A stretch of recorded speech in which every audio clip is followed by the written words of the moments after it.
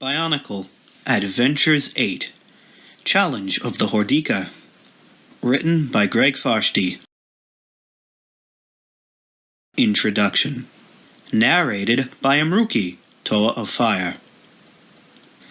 Rahaga Vakama knelt before the Imaja circle. Before him sat the 6 Toa Nuva, Nuva, and Hali, the Matoran currently serving as chronicler. All of them were waiting for him to continue a story he dreaded having to tell. You know, not long after the Matoran came to this island of Metru Nui, their memories of the past disappeared. He began. All that had happened in the city of Metru Nui, the good and the bad, was lost to them.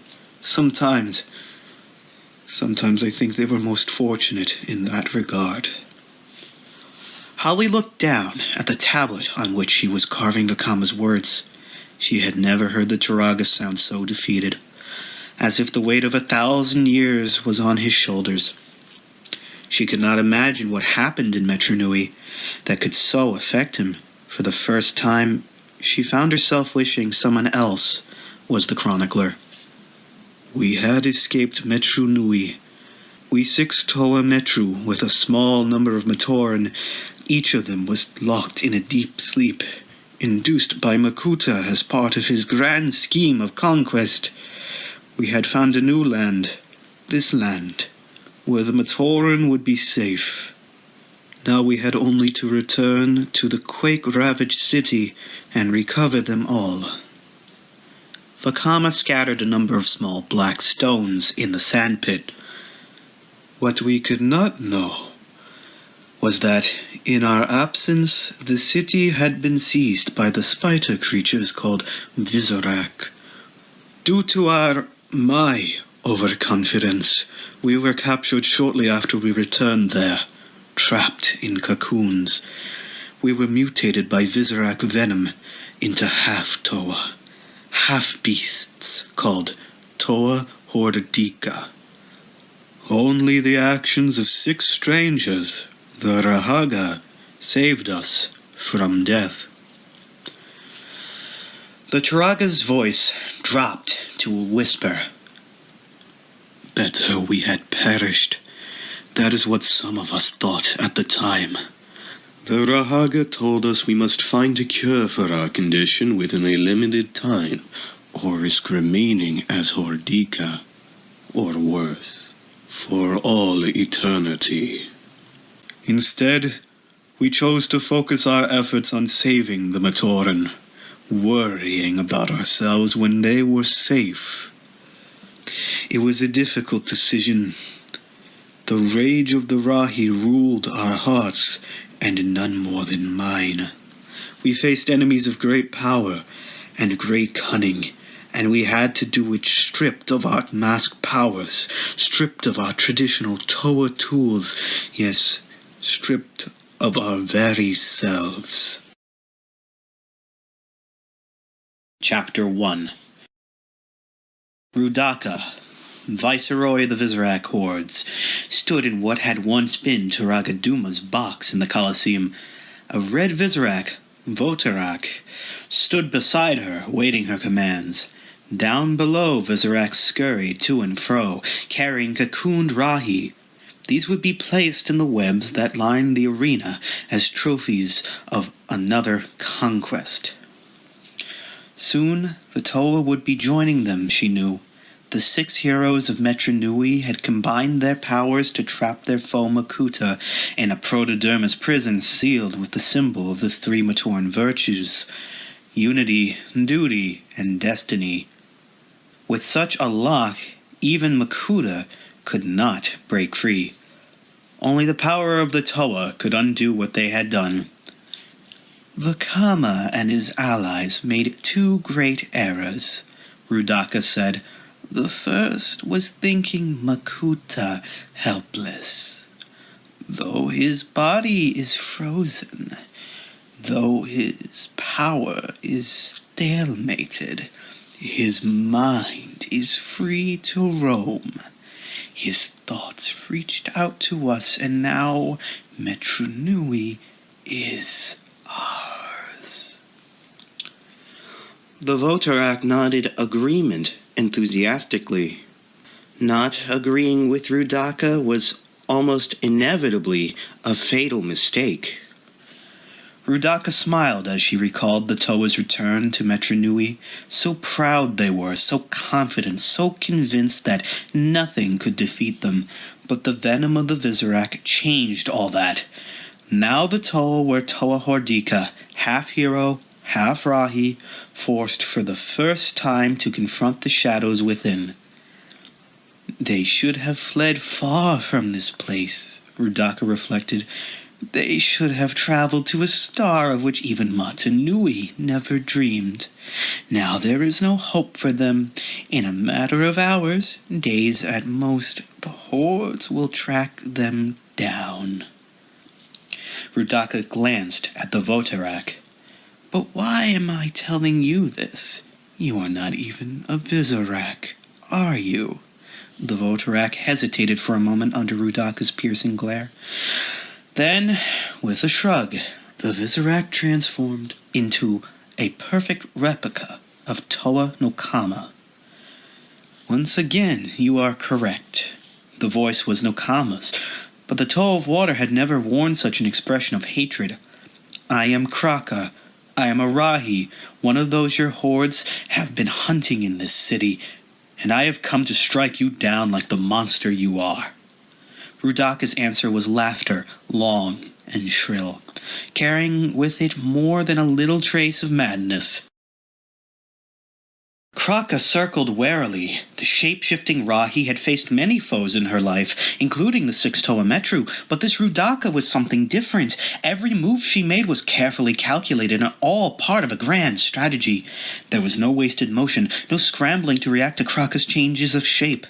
For her part, Rudaka was enjoying this. She could have had Kraka slain immediately, but chose instead to face the Rahi in single battle. The arena floor had been cleared for them. Now the Visorak watched as their leader prepared to claim another victim. Kraka had abandoned the guise of no Kama in favor of a subterranean creature whose appearance would be enough to drive a sane Matoran mad. She now towered 12 feet high, with a slimy pale white body and 6 long bony spines coming out of her sides. Each spine was extremely flexible and could be cracked like a whip. At the end of the spines were wickedly curved claws that could rip through 6 inches of metal with one swipe. It should have been no contest. The Kraka had strength, height, and reach over Rudaka, and a body designed to make it impossible for any blow to land solidly. But the Visorak Viceroy slipped away from every one of Kraka's strikes, then struck with her own talons. Worse, Rudaka struck so swiftly and so often that Kraka had no opportunity to shapeshift. Rudaka slipped through her defenses and landed 2 quick blows, staggering her opponent. Then she launched her Rotuka spinner, whose power could transform Kraka permanently into a figure out of nightmare. At the last split second, the Rahi shifted into a small, burrowing creature and vanished underground. Silence descended on the arena. Some of the Visorak believed Rudaka had won, while others were not so certain. Rudaka herself stood perfectly still, waiting for Kraka's return in a new form. The ground shifted slightly beneath the Visorak Viceroy's feet. Before she could react, the arena floor was crumbling beneath her, and she was falling into the massive, tooth-filled maw of a Po Metru troller worm. Some of the horde charged forward as if to save her, while the rest seemed perfectly happy to see Rudaka devoured. They were destined to be disappointed. Rudaka latched onto the sides of the hole with her claws and pulled herself out right before the huge jaws snapped shut. Once back on solid ground, she paused and listened to the sound of the great worm moving beneath the surface. Moving too quickly for the eye to follow, Rudaka plunged her arm through the ground and seized the Kraka/troller in her claws. With a mighty heave, she pulled the giant worm up through the arena floor. As soon as she realized her predicament, Kraka shifted to a smaller lava eel. Her now fiery hot hide burnt Rudaka's hand. Forcing her to release her grip, Kraka slithered away and shifted again, this time taking the form of one of the gigantic Kagarak spiders that guarded the gates of the Colosseum. Then she spat a stream of webbing at Rudaka, binding her to the arena wall. "You cannot defeat me with my own creatures," Rudaka hissed. Flexing her muscles, she tore free of the web. "And at that size, you are too big of a target to miss, Rahi." Rudaka launched another spinner. Kraka started to shapeshift, but too late. As the whirling energy struck her, the Rahi's own powers blunted the effects of the mutating force, but it was still enough to send her sprawling in the dust. Now back in the form of Nokama, she struggled to regain her feet. The Visorak Viceroy was upon her before she could rise, a talon held to Kraka's throat. "I could end this now," said Rudaka, "but you have possibilities, creature." "I did not get where I am by wasting potential resources." Kraka cursed. Rudaka grabbed her by the neck and forced her to look around the arena at the hundreds of Visorak assembled to watch the match. "At a single word from me, even a nod, they would bind you and turn you into something so horrible you would die of fright at your own reflection," said Rudaka. "Or we can come to an arrangement. You decide." Rudaka let the Kraka go. The Rahi got to her feet, still in the shape of the Toa Metru of water. "What sort of arrangement?" "Not every Rahi need end up in our web, Kraka. Those who are useful will survive intact, even thrive under my rule. You can be one of them. Your particular skills and your past experience with the Toa Metru, oh yes, I know about that, make you ideal for something I have in mind." Kraka pondered the offer. If she refused, she had no doubt that Rudaka and the Visorak would defeat her, or worse. If she accepted, there might still be some opportunity to get her revenge on Rudaka later on. "All right," said the Rahi. "Very well. What do you want me to do?" Rudaka smiled. "Sidorak and the hordes are hunting for the Toa Hordika. If they catch them, all is well. But just in case they do not, I intend to make sure that the Toa will be unable to oppose me." "How?" Rudaka put an arm around Kraka's shoulder and led her away. "We are going to do the heroes of Metru Nui a favor, you and I. We are going to tell them the truth about themselves." Chapter 2. "I want the truth," said Nuju. "What are we doing here?" He was standing on the outskirts of Ko-Metru, a district devastated by earthquake and overrun with Visorak spiders. The crystal surface of a knowledge tower reflected his distorted appearance. Once a powerful Toa, the venom of the Visorak had transformed Nuju and his friends into monstrous Toa Hordika. Nuju studied his reflection. His mask and tools had been warped beyond all recognition. His body was stronger, but twisted like that of a Rahi. Worse than that were the changes he felt inside. The Toa and beast halves of his mind were at war now. It took all his willpower to fight down the animalistic rage that threatened to consume him. He turned to see that Rahaga Koalas was not listening to him. The small, bizarre figure's eyes were trained on the sky. Nuju followed his gaze and saw nothing but the occasional ice bat swooping across the sky. "Beautiful, aren't they?" Koalas whispered. "Perfectly aerodynamic. Completely efficient distribution of mass, and their flight speed. Did you know that an ice bat can outrace a stampeding Kikanalo herd?" "No," Nuju replied coldly. "I did not." The Toa Hordika wished he could just walk away and leave this strange little being to his obvious obsession with flying creatures. But circumstances dictated that he could not. There was a mission to perform, and he needed Koalas' help to complete it. "We are wasting time," growled Nuju. "We have a city of sleeping Matoran to save. We came here to salvage parts needed to build transport, not to admire birds." "Rodents," said Koalas. "Ice bats are rodents. Surprised a scholar like you wouldn't know that. What were you looking at all those years in the observatory?" The Rahaga pointed towards a lone bat flying shakily towards the ground. Its wing had been damaged in a collision with a knowledge tower. Unable to control its flight, it was heading straight for a Visorak web. "Stay here," Koalas said, already leaping over rubble to follow the ice bat. "What are you doing?" said Nuju. "It's just a rodent." "I am doing the same thing Toa do," replied Koalas. "I am saving one who cannot save himself." Keen eyes tracking the bat's flight path, Koalas unleashed the spinner attached to his back. It flew straight and true through the air until it reached the bat.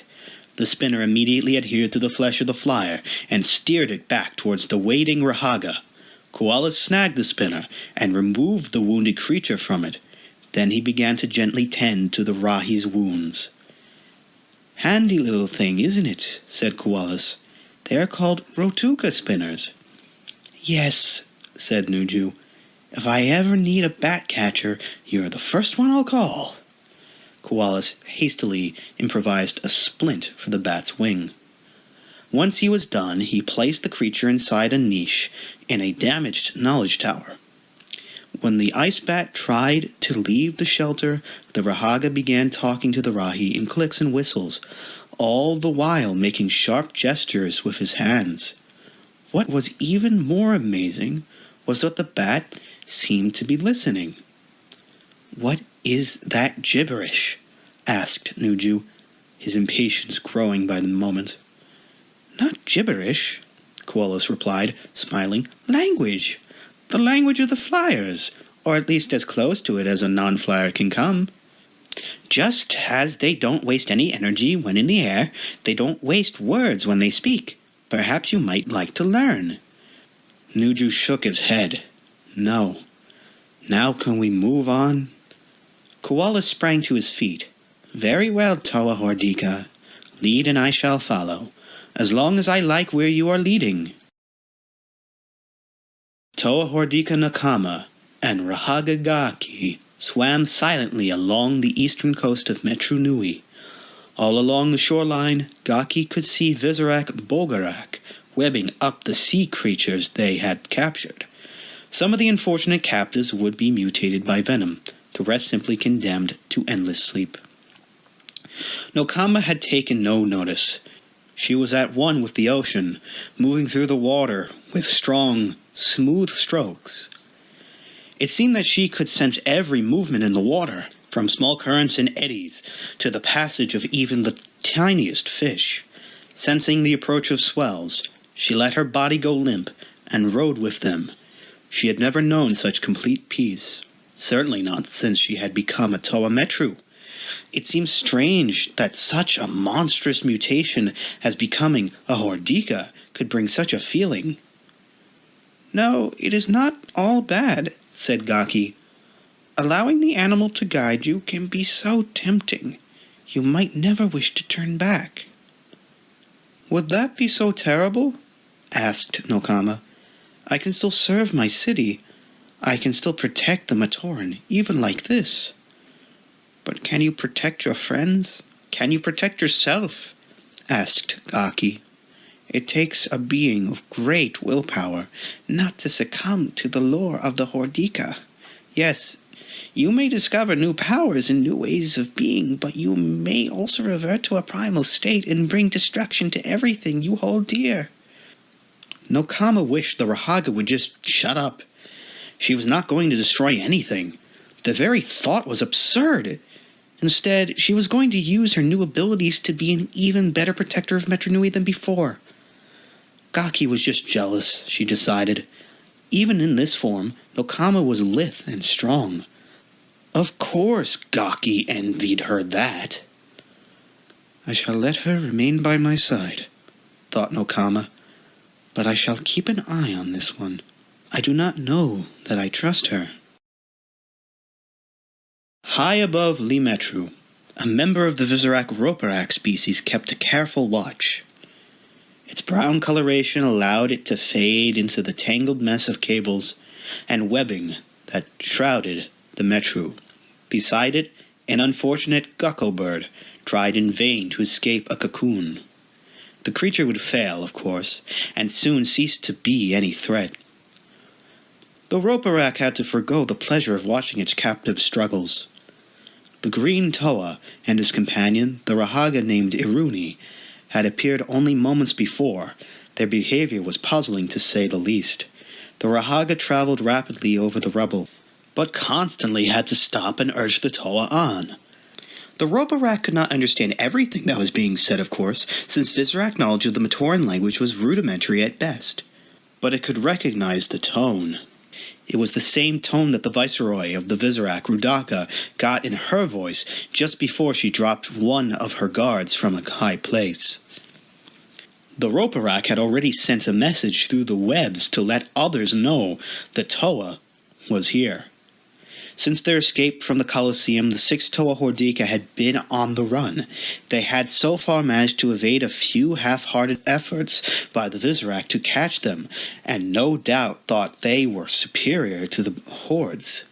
Little did they realize the spiders were simply testing their defenses before beginning the hunt in earnest. Nearby, the gecko bird had finally exhausted itself and given up. In a short while, it would be locked in sleep, with no more worries, cares, dreams, or desires. Its system would slow to such a point that nutrition would no longer be required.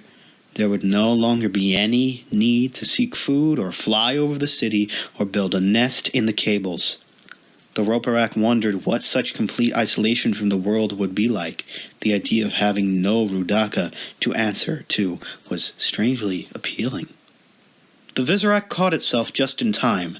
True, Hordika couldn't read its thoughts, hopefully, but the Dark One she served, that one knew all. It was best to concentrate on the hunt, and not risk thinking thoughts that could lead to an early end to existence. The Toa and the Rahaga had vanished inside of the large buildings. The Visorak had no idea what they were seeking there. But it really did not matter. Vibrations in the web indicated that the horde was closing in. The first Toa to fall would serve as bait for the rest. The heroes would walk right into the center of a web, and never walk out again. "This was your idea," said Imrukii. "Now you are having second thoughts." "Third and fourth," replied Matau. "Thank you for spot noticing." The Toa cleared away some rubble that blocked their path. The Rahaga was right. It had been Matau's suggestion that the Toa use airships to transport the Matoran out safely, but the Visorak had wrecked all the existing vessels in Metru, which meant building more. The Toa had split up to find the necessary materials and anything of importance they might need to bring on the journey. Odds were that when, Matau corrected, the Matoran were rescued, there would be precious little time to load the ships and go. They had come to this airship hangar in search of undamaged protodermis membranes that could be used for new vessels. "What would you rather be doing?" asked Imrukii. "Finding the Rahi you spoke of," said Matau. "Kitangu, the one that can cure me of this." Imrukii snorted. "I suppose you still believe that Metru Nui comes through the chutes on naming day, bringing gifts to good Matoran too." "Kitangu is a myth, Matau. Some of the other Rahaga believe him, but I don't." "A Rahi as big as that existing for so long without being found, please." "Oh," said Matau. "Then there's no hope? We will remain Hordika forever?" Imrukii ran, leapt, grabbed an overhanging pipe, and did some lightning-fast gymnastics. Then he let go, somersaulting 3 times in midair before landing on his feet. "It's not so bad. You'll get used to it." Matau looked at the Rahaga in surprise. "You mean you—" Imrukii crouched atop a pile of rubble and smiled. "Do you think I always looked like this? Did you think my name was always Rahaga Imrukii? Not so. The Rahaga jumped to the ground, rolled, and sprang up again in front of Matau. Toa Iruni it was once, long ago, but you never forget, brother. Trust me, you never forget. Chapter 3.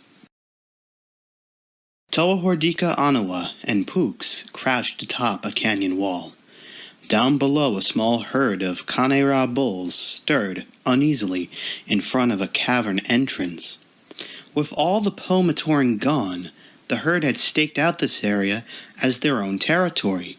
They had already been forced to defend it against Muwaka cats, and so were alert and on edge. All right, said Pooks. Half a dozen Kanera between you and your goal, Anawa. What's the plan? That's easy. I use my Kanoi mask of mind control on the herd leader and make them stampede. Pooks shook his head. Masks don't work for Hordika, Carver. Try again. Anawa shrugged, obviously annoyed. Then I use my power over stone. I cause a rock slide and scare them off. Better. Not good, but better. Pook's tone was mocking. Got another guess? Anawa stood up and tore a chunk of rock out of the canyon wall. I take this boulder and I throw it at them, he shouted, and I keep throwing more until they're buried underneath them.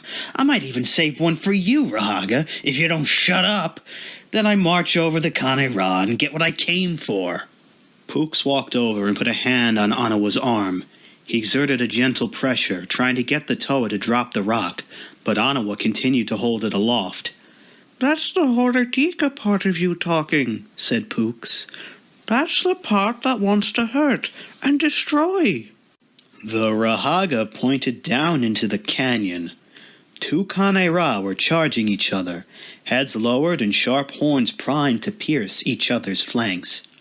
You can overcome that part of you, Toa, or you can end up no better than them. Glaring at the Rahaga, Anawa lifted the rock a little higher.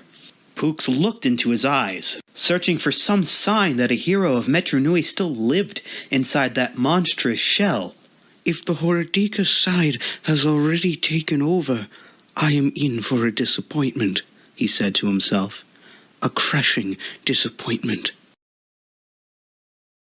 Since becoming a Toa, Nuva had been in a number of strange places and situations. After being transformed into a bestial Hordika, he fully expected to be in even more bizarre settings. But somehow he had never pictured himself lying half-buried in dirt outside an archive's entrance. What exactly are we doing? He asked. The Rahaga named Bomunga said nothing. He didn't even turn to look at the Toa. We're supposed to be gathering levitation discs, Nuva tried again. Remember? This time Bomunga glanced at his companion. Then he went back to staring into the darkness. What are we looking for? Nuva asked, irritated. And why are we doing it from under a pile of dirt? Bomunga's answer was more silence. Nuva started to get up. The Rahaga grabbed his wrist and, showing surprising strength, yanked him back down to the ground. Hey! Snapped Nuva. The Rahaga pointed into the darkness. An instant later, a night creeper came scurrying across the broken pavement. Roughly 7 feet long with 6 powerful legs, the creeper's jaws snapped open and shut as it hunted through the rubble for food. Nuva was about to say something about there being a time and a place for Rahi watching when something else entered the scene. It was a black Vizirac spider crawling rapidly towards the creeper. When the nocturnal Rahi realized its danger, it was already too late. The Vizirac spat a stream of webbing, entangling the creeper. Bomunga's eyes narrowed. With a guttural snarl, he launched his spinner. The whirling disc flew silently through the air to strike the Vizirac and adhere to his body. The spider froze in place. Without waiting for Nuva, the Rahaga sprang from the dirt and began tearing at the webbing that bound the creeper. By the time the Toa reached the spot, the Rahi was already free. It raced off into the night without a backward glance. Bomonga gestured toward the Visorak, which still stood like a Po Metru statue. "Learn," said the Rahaga. The Hordika part of Whenua rebelled at getting too close to the Visorak. It was an instinctive revulsion, one which took all of the Toa's willpower to overcome. He reminded himself that before becoming a Toa or a Hordika, he had been an archivist. This was a chance to study the enemy. Somewhere in the night, a rock raptor howled. Whenua paused, listening to the mournful sound. He wanted to be out there in the shadows too, exploring, hunting, fighting for survival. Arahi had no responsibilities, no duties or obligations to others. The more he thought about it, the more that sounded like the right way to live. He took a step back away from the Visorak, then another, as if being pulled by a magnetic force. Bomonga vaulted over a slab of rock and put himself in Whenua's path. "Learn," said the Rahaga. But Bomonga shook his head, saying, "You learn, you survive. You don't." Reluctantly, Whenua turned back to the Visorak, but in his heart he knew it would not be long before he would be unable to resist the urge to join the Rahi prowling the city. When that time came, no Rahaga would be able to stop him. Vakama smashed open the door to his old forge. He kept pounding on it long after the lock had given way, until the metal was dented and misshapen beyond repair. Then he looked around for something else to hit. Was that necessary?" asked Norik. "No, but it was fun," answered Vakama. "Didn't you think so?" Norik followed Vakama into the darkened chamber. "All I saw was destruction with no purpose." "So, I'm a Toa. All we do is destroy. Didn't you know that? Our friendships, our homes, our city. All just rubble. We save no one, nothing, Rahaga, not even ourselves." Vakama picked up a handful of mask-making tools and dashed them against the wall. "This place is full of useless junk," he growled. "We shouldn't have come back here." "You spent many happy days here, did you not?" asked Norik. "Even after you became a Toa, you sometimes wish you could go back to being a mask maker again, right here." "I did a lot of stupid things when I was a Toa. That was the least of them." "Anger rules your spirit, Vakama. It makes the burden of responsibility that you bear that much heavier, I know." Vakama whirled, seized Norik, and lifted him into the air. "You don't know anything, little one. You don't know me. You don't know anything about me, so stop pretending you do." For a moment, Norik thought Vakama would strike him, but the Toa Hordika simply shrugged and dropped the Rahaga, as if he were a broken mask. "Stay out of my way until this is finished," Vakama warned, "or I won't be responsible for what happens to you." "I can take care of myself," Norik answered, brushing himself off. "Can you say the same?" Vakama didn't answer. Instead, he began rummaging through a pile of tools, half-finished items, broken masks, and other remnants of his past life. "I know they're here. Where are they?" Norik watched him search, noting how casually he threw things aside that must have once had meaning for him. From what the others said, Vakama had always been the most driven of the Toa Metru. Now it seemed that trait was causing him to succumb to his Hordika side that much faster. "What are you looking for?" the Rahaga asked. "Maybe I can help find it." "Just before Lee Khan was captured, I had gotten an order from the Metru of a half-dozen sets of airship controls. I made the parts, but I never had the chance to send them out for assembly. They should still be here." Vakama searched his work table and a few other piles on the floor, all without success. Frustrated, he picked up a Kanoka disc and hurled it across the room. It struck the wall, the impact triggering the disc's weakness power. The outer surface of the wall crumbled away, revealing a small compartment. One glance at Vakama told Norik that the Toa Hordika had not been expecting this. He made it across the room in 3 quick strides and tore the hatch off the hidden compartment. He reached inside and emerged holding a fiery red Kanoka disc with the image of a Kanohi mask engraved upon it. Vakama looked down at the disc as if it were a Lorax serpent ready to bite him. "This makes no sense," he muttered. "None. It's not possible." Norik climbed up the pipes and hovered over Vakama's shoulder. The mask depicted on the disc was definitely not the Toa Hordika's, nor did it belong to any of the other Toa. "What is this disc?" Vakama raised the disc and slammed it against the ground. Fire erupted from the Konoka. Toa Hordika and Rahaga watched it burn out in silence. When Vakama finally spoke, he sounded like a lost being. I don't understand. This is a Toa disc, Norik, for a Toa of fire. It's like the one I found in the Suva the day I became a Toa Metru.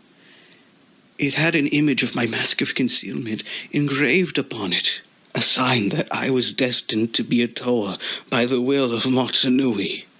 The Toa Hordika picked up the still hot disc.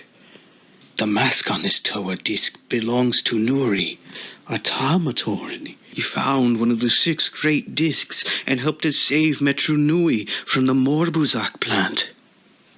Vakama dug into his pack and pulled out his own Toa disc.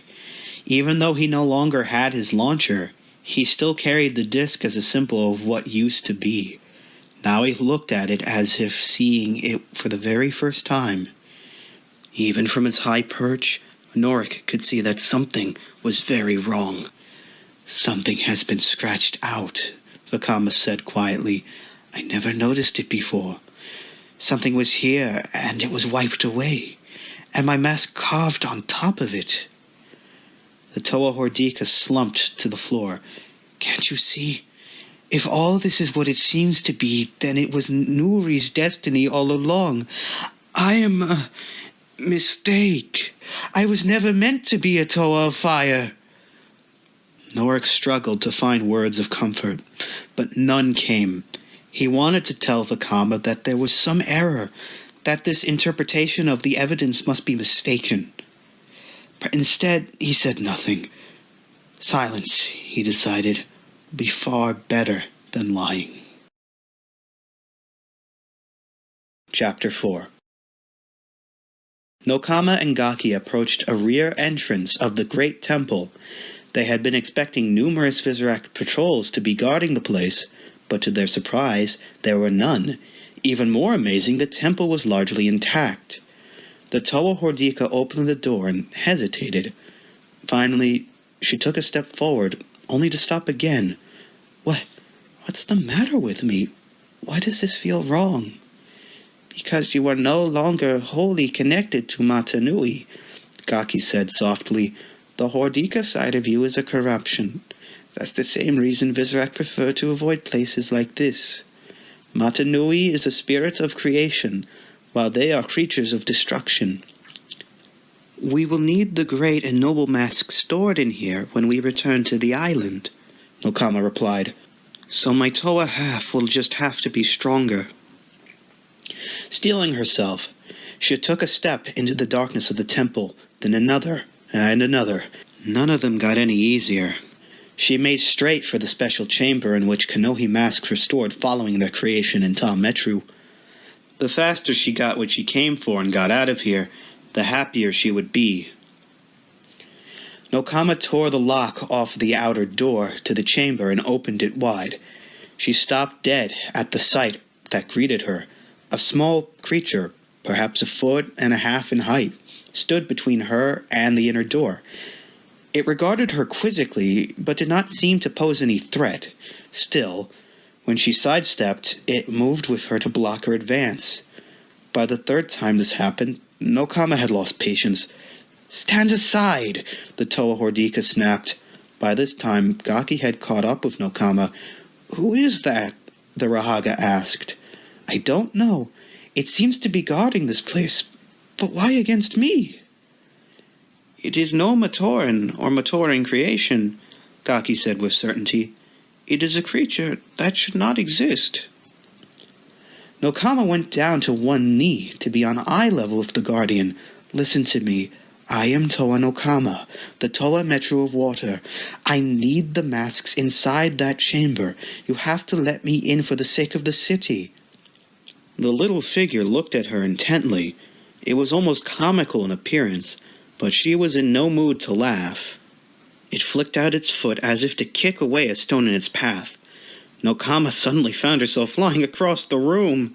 She slammed into the far wall, stunned. "Should not exist," repeated Gaki, "but obviously does." Inside the mask chamber, Kraka paused in her work to listen to the sounds of battle. She could recognize No Kama's voice and knew she might have only moments to finish her task. Still, the thought of flinging open the door and crushing the Toa of Water was very appealing. "No," she told herself, "time enough for that, later. Rudaka's plan will weaken the Toa, making them easy victims whenever I so choose. But Rudaka falls first." She shapeshifted into the form of a Kama and stepped over to where the masks were stored. They were sorted into 6 slots, silver, gray, great, and noble masks, just waiting for someone to don them and use their power. Above each slot was a hieroglyphs representing one of the 6 elements. But that was not what concerned Kraka. No, she was more interested in what wasn't there. According to Rudaka, a Matoran seer had made a special trip to the Great Temple shortly after the first appearance of the Morbuzak plant in the city. He had carved names above each of the 6 slots, names of those Matoran destined to be Toa Metru. When this was discovered by Matoran, they had hastily filled in the carvings, preferring that the will of Metru Nui not be revealed in such a way. It was Kraka's job to bring those names to light again. Using pinpoint control of heat and flame, she quickly melted away the protodermis used to fill in the carvings. One by one, the names reappeared. As she read them, Kraka could not stop a smile from playing across her lips. "Oh, yes," she thought. "Whatever else Rudaka may be, she is cunning. Too cunning to be allowed to survive." The sounds of battle grew louder from the other side of the door. Her work completed, it was time for Kraka to make her exit. Willing herself to transform, she shifted into a duplicate of a gaseous creature once encountered far beneath Onu Metru. Then she slipped beneath the crack at the bottom of the door and drifted into the outer chamber. No Kama was a little too busy to notice the mist that floated by just below the ceiling. Her efforts to go around and over the Guardian had all met with failure. Without so much as touching her, it had been able to flatten her time after time. With each blow, her rage grew. She could feel her Hordika side taking control. But she no longer cared. Gaki had hung back and watched the uneven conflict. There had to be an answer to what was happening here, and it had to be found while No Kama was still rational enough to listen to it. The Toa Metru of Water would have given up on charging headfirst long ago, but a Toa Hordika had little concept of strategy, only savagery. No Kama leapt. The Guardian lashed out with a kick. The Toa Hordika dropped in mid-leap and slammed into the floor. "It's making the moves, but never making contact with her," thought Gaki. "At least not that we can see." Gaki waited until No Kama mounted another attack, then launched her Rotuka spinner at a point several feet above the Guardian's head. It wouldn't do any damage if it struck, but it might solve a mystery. The Guardian never noticed it coming, being too busy knocking No Kama flat again. Gaki's keen eyes followed the spinner as it flew straight and true, then seemed to strike an invisible wall. The spinner fell to the ground, its energy dissipating. The Rahaga rushed over to where No Kama was trying to rise. "It's not what it looks like," Gaki said hurriedly. "That's the answer." No Kama shoved Gaki aside with a snarl, but the Rahaga refused to back down. "No Kama, listen to me. Listen, all a Hordika knows is brute force, but brute force won't work here." "Then what will?" No Kama exploded. "Tell me!" Do you remember the cavefish? When it's threatened, it makes itself appear larger.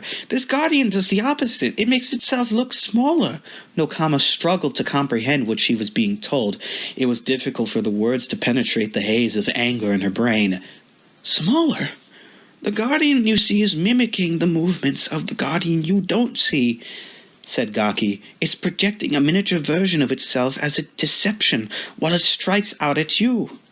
Nokama nodded. The real guardian is invisible. Water could change that, if I still had my powers.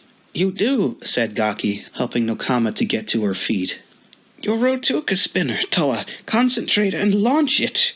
Nokama had tried not to think about the strange spinner and launcher that had become part of her body after her transformation into a Hordika. Now that she tried using it, she found it extremely difficult. It required more willpower than triggering elemental powers ever had before. Then suddenly it happened. A whirling sphere of energy flew from the launcher and shot across the room at the Guardian. An instant after it struck, a torrential rainstorm began inside the chamber.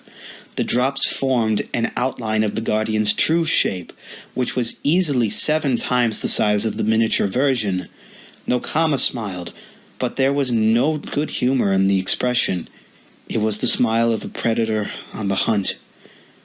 Now let's see how good you are in bad weather, she said, hurling herself at the Guardian. The miniature Guardian launched a vicious kick, a move duplicated by its far bigger true self. But now that Nokama could see her foe, she was able to dodge the blow, dive and roll. Striking the Guardian's legs, she upended it. Like a felled tree, the creature toppled over and slammed into the opposite wall. Nokama sprang and pinned her enemy to the floor. I am a Toa, she growled. I am! It's all right, Nokama, it's over, said Gaki. You've won! Slowly, reason returned to Nokama's eyes as she forced her Hordika side down. She looked up at the Rahaga, ashamed. I lost it, didn't I? I lost myself. But you got yourself back, said Gaki. That is what matters. Nokama rose and opened the inner door leading to the mask chamber. She vanished inside. An instant later, Gaki heard her gasp. The Rahaga rushed in to find out what was the matter. The Toa Hordika was staring at the wall of compartments holding the Kanohi masks. Carved above each slot was the name of the Matoran destined to wear these masks as Toa. Gaki squinted to make out the one Nokama's eyes were locked upon. It was inscribed beside the symbol of water, and it read, Vizola. Wrong name. Wrong. Koalas was walking through the long central corridor of a knowledge tower, glancing at records and muttering to himself. Far ahead of him, Nuju was doing his best to ignore the Rahaga and focus on his mission. But it was growing increasingly difficult to shut out the constant stream of comments. Oh, exclaimed Koalas. No, who thought of that? Nuju stopped in his tracks and turned around, slowly. He glared at Koalas. The Rahaga was looking at a collection of carvings relating to Rahi, all of which were on loan from the archives. What is it? Gakko? What kind of name is Gakko? Replied Koalas, as much as to himself as to Nuju. That is what that species of bird is called. That is what it has always been called. Well, it's not what they call themselves, I can tell you that, said Koalas. The word Gakko might even be an insult in their language. I don't know. I would have to ask. Some other time, said Nuju flatly. We have work to do. Always so focused on the task at hand, said Koalas, walking quickly to catch up to the Toa Hordika. How admirable! Why, I'll bet the air could be filled with flying creatures of all kind, and you would never notice. If they made as much noise as you do, I would, Nuju said under his breath. The Toa Hordika led his companion into the heart of the knowledge tower. Before them was a vast junction of transport chutes, as big as any in the city. Protected by the walls of the tower, these chutes had survived the quake largely intact. Though the exteriors were frosted over, Nuju could make out the movement of the liquid protodermis within. Nuju walked to a niche in the wall and pulled out a long, curved blade that seemed to pulsate with energy. "All right. This is simple. Matoran do it all the time." He handed the blade to Koalas. "Get on top of the chutes and slice one in two places about 1.5 bios apart. As it falls, I will use my Rotuka spinners to freeze both ends and seal in the liquid protodermis. But first..." The Toa Hordika launched 3 wheels of energy, sending them curving beneath the tangle of chutes. The result was an ice ramp that would allow falling chute sections to roll safely near to where Nuju and Koalas stood.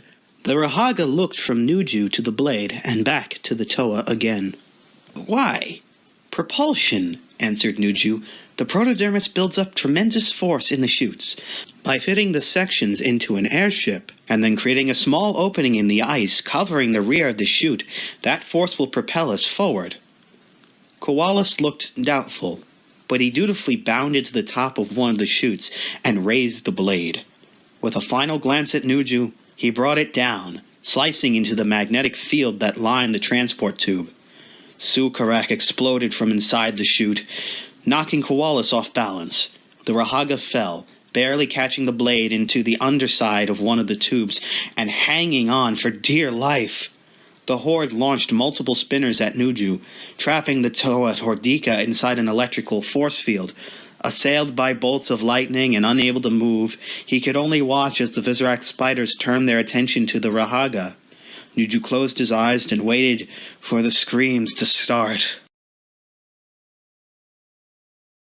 Chapter 5. "Oh, where is it? I know I saw it here last time." When Nuva was rummaging through an archive storage room, tossing priceless artifacts this way and that as he searched, Bomunga watched in silence. He had no idea what the Toa Hordika was looking for, nor did he care enough to ask. With a cry of triumph, Nuva pulled a fragment of an ancient tablet from the pile. He blew the dust off of it and, proudly, displayed it to the Rahaga. "This is where I first saw the name Vizorak," he said. "It was brought to Metru Nui by traders long ago. It might contain information we can use." Bomunga nodded. Reminding Nuva of the importance of knowledge had been wise. It had kept the archivist connected to the Toa Metru and the Matoran he used to be, vital if he was to resist the lure of his Hordika nature. "No one knows where the Vizorak came from or why," Nuva read. "Those who have mastered their language claim that Vizorak means stealers of life, and others say it means poisonous scourge. Either way, no truer words have been spoken. Fear them, for they are a plague upon the land, leaving nothing but pain and fear behind them." Nuva shook his head and peered closely at the tablet. "This next part is too worn to read, but the next... Evidently, some Vizorak Roparak tried to rebel against the Horde rulers, Rudaka and Sidorak, and Rudaka..." The Toa Hordika abruptly stopped reading. After a few moments, Bomunga said, "She killed them?" "No," replied Nuva. "That would have been merciful by comparison." Bomunga decided it was best not to let Nuva dwell on whatever he had read. "Let's get what we came for," said the Rahaga. "Time is short." "What? Oh, sure," answered Nuva, stowing the tablet in his pack. It was an easy matter finding an armful of increased weight Kanoka discs in the archives. These would be fitted into the airships along with levitation discs to make it possible for the vessels to take off and land. Once Nuva had them safely tucked away, he and Bomunga made their way toward an exit. Surprisingly, they were traveling farther down rather than up toward the surface. "Might be faster to go through the lower levels than try the streets," the Toa Hordika explained. "Just keep your eyes open." "Always," answered Bomunga. Nuva took the shortest route possible.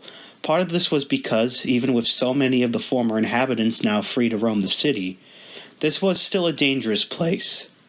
The other part was that the archives made his Hordika half feel trapped, as if the walls were closing in.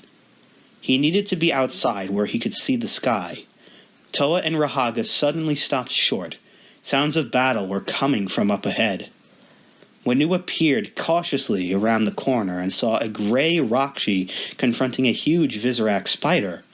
The Rakshi was faster and more agile, but the Visorak was easily able to block its blows. Kagarak, whispered Bomunga. That's bad. Oh, bad. Watch. The Rakshi made another effort to slip past its opponent, only to be batted away by one of the Kagarak's powerful legs. At this point, the spider evidently became bored with the whole conflict. It launched its Rotuka spinner at its foe. When the spinner struck, a field of shadow suddenly appeared around the startled Rakshi. An instant later, the Rakshi was gone, swallowed completely by the darkness. Bomunga answered Winua's unspoken question. It's still there, trapped in the dark. You can't see it. It can't see you, or hear you, or touch you, or escape. Ever. Right, said Winua. Let's try another direction. The two turned around and moved quietly back the way they came. They had gone only a few steps when a shape loomed out of the darkness before them. It was another Kagarak, its eyes fixed on them, its spinner about to launch. You were a Toa? Said Matau, dumbfounded. But you're short, ugly, a little too Rakshi-like for comfort, said Iruni. You can say it. I've said the same to myself for ages. And worse. But how? Norik is the storyteller of the group, not me. I don't know. Those fire types always seem to want to tell tales. Must be all that hot air around them, all the time. Iruni did a backflip from a standing start and landed atop a pipe. Who did this to you? How long ago? Asked Matau. Iruni smiled. He could tell what Matau was really thinking. The Toa Hordika was worried he was going to wind up looking like a Rahaga. If he's not careful, he may wind up as something worse, but no point in telling him that, thought Iruni. He's barely hanging on as it is. It's like this. We 6 fought a battle and won, or thought we did.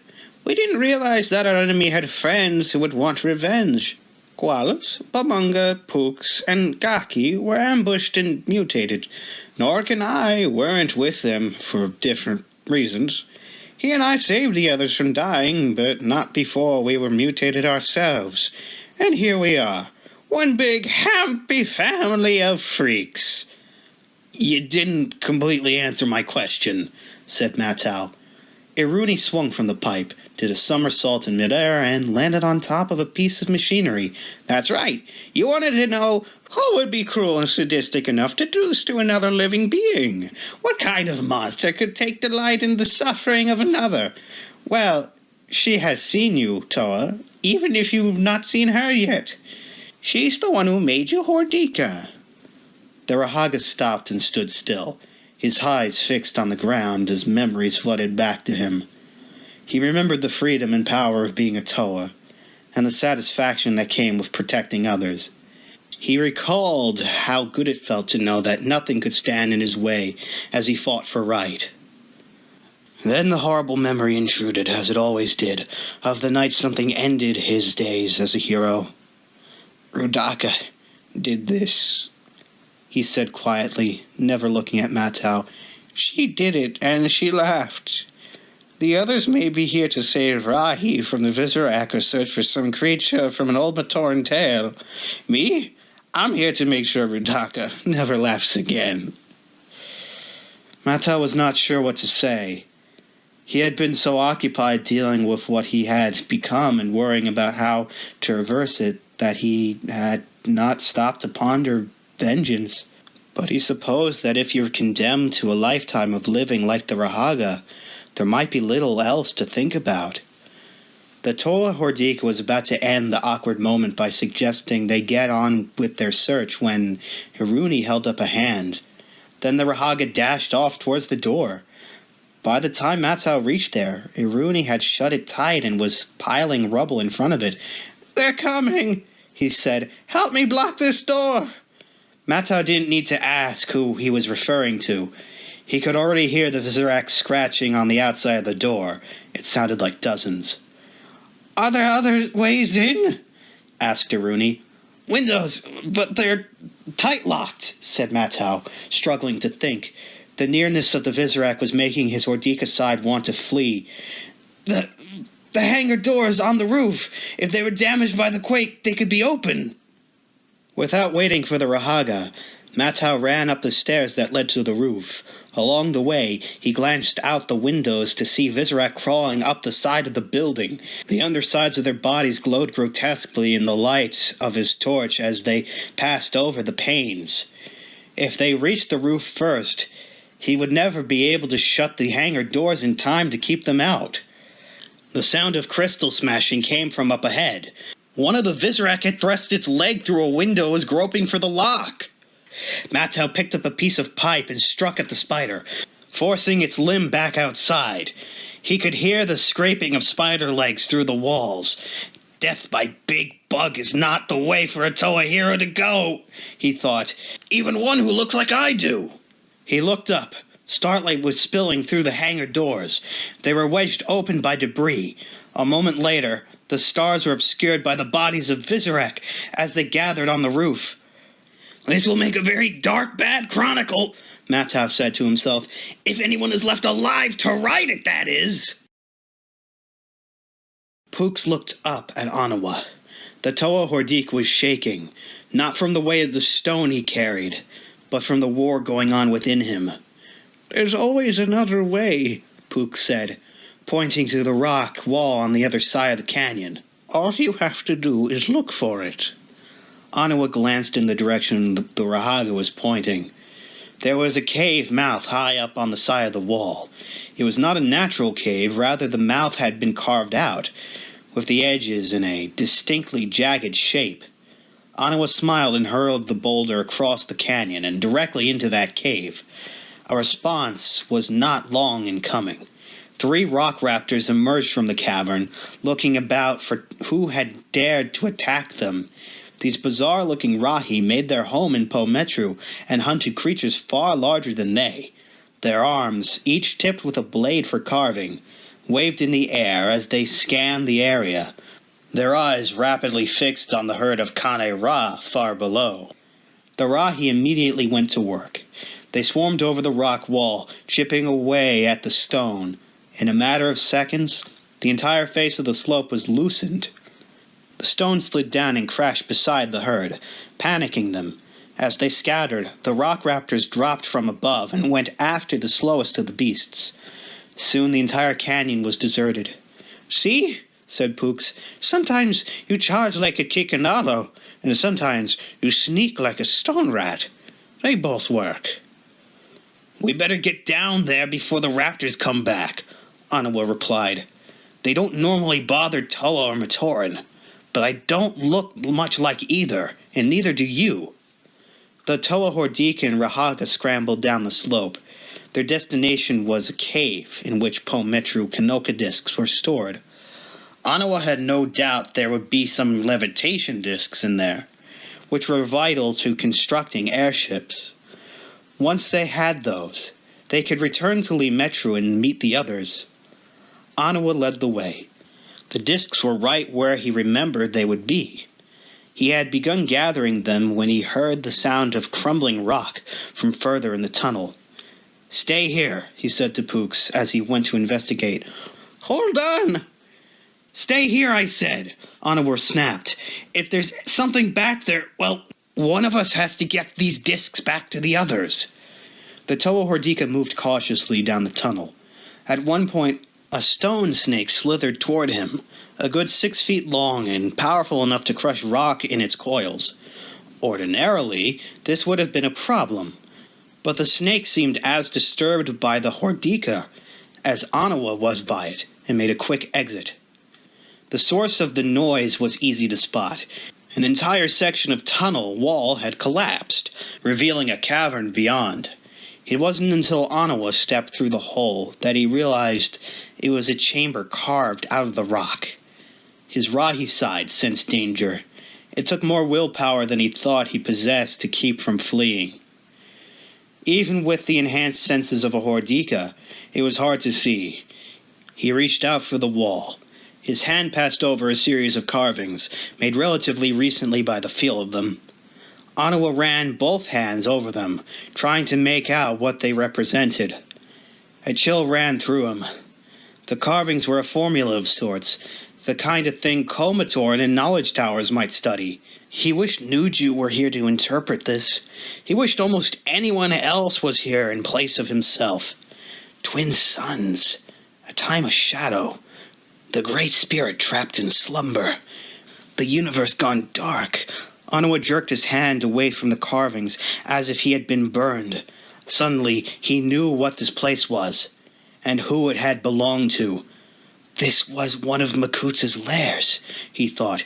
This was where he calculated when the suns would go dark and planned his crime against the Matoran.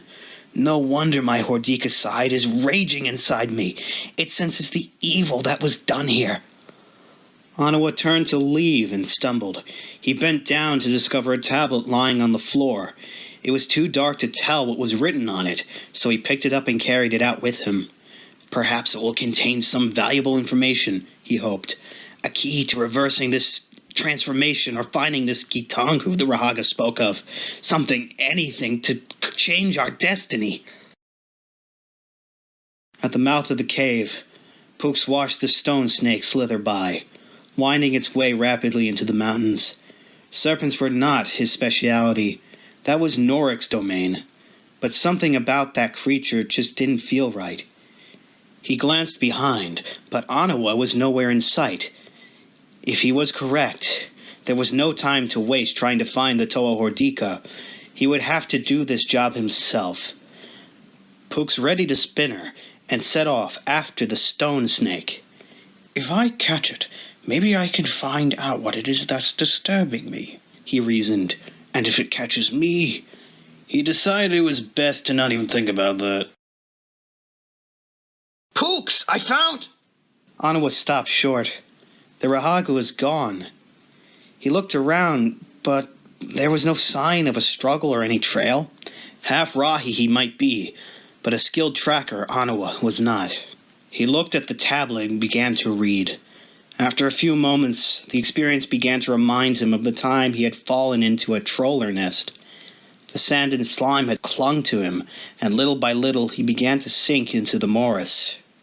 He thought he would never escape, and he knew that, even if he did get away, he would never feel clean again.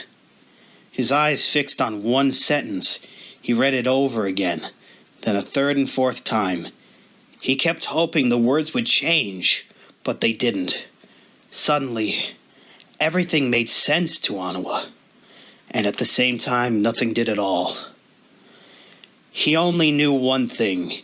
He had to get this to the other Toa. They have to know the truth, he said to himself, even though it will destroy us all. Chapter 6.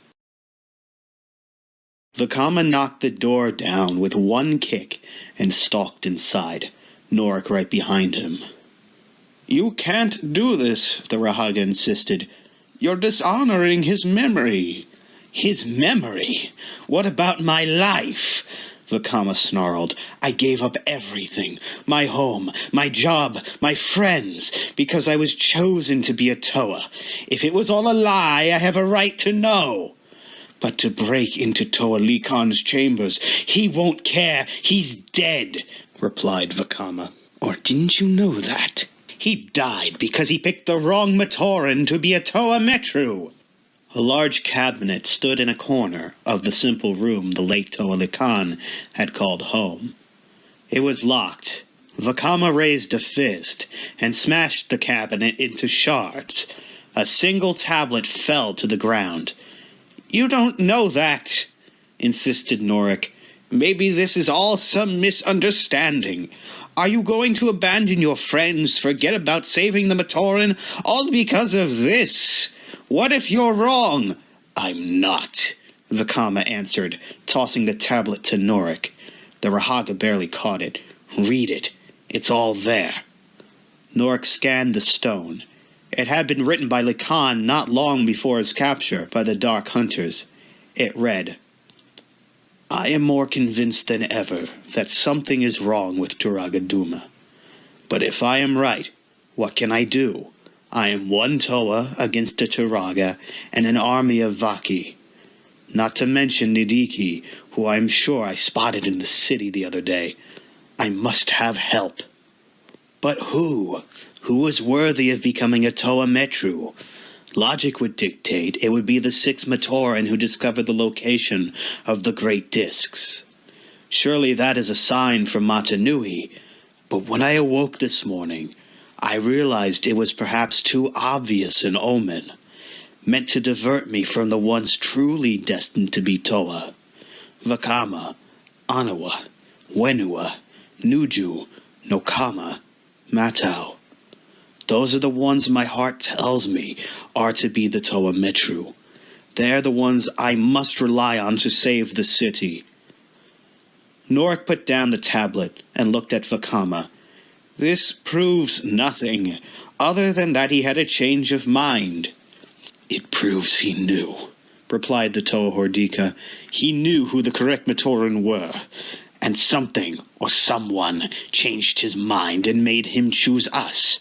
I am going to find out." Norik ran out of the room before Vakama could finish. The Toa followed him.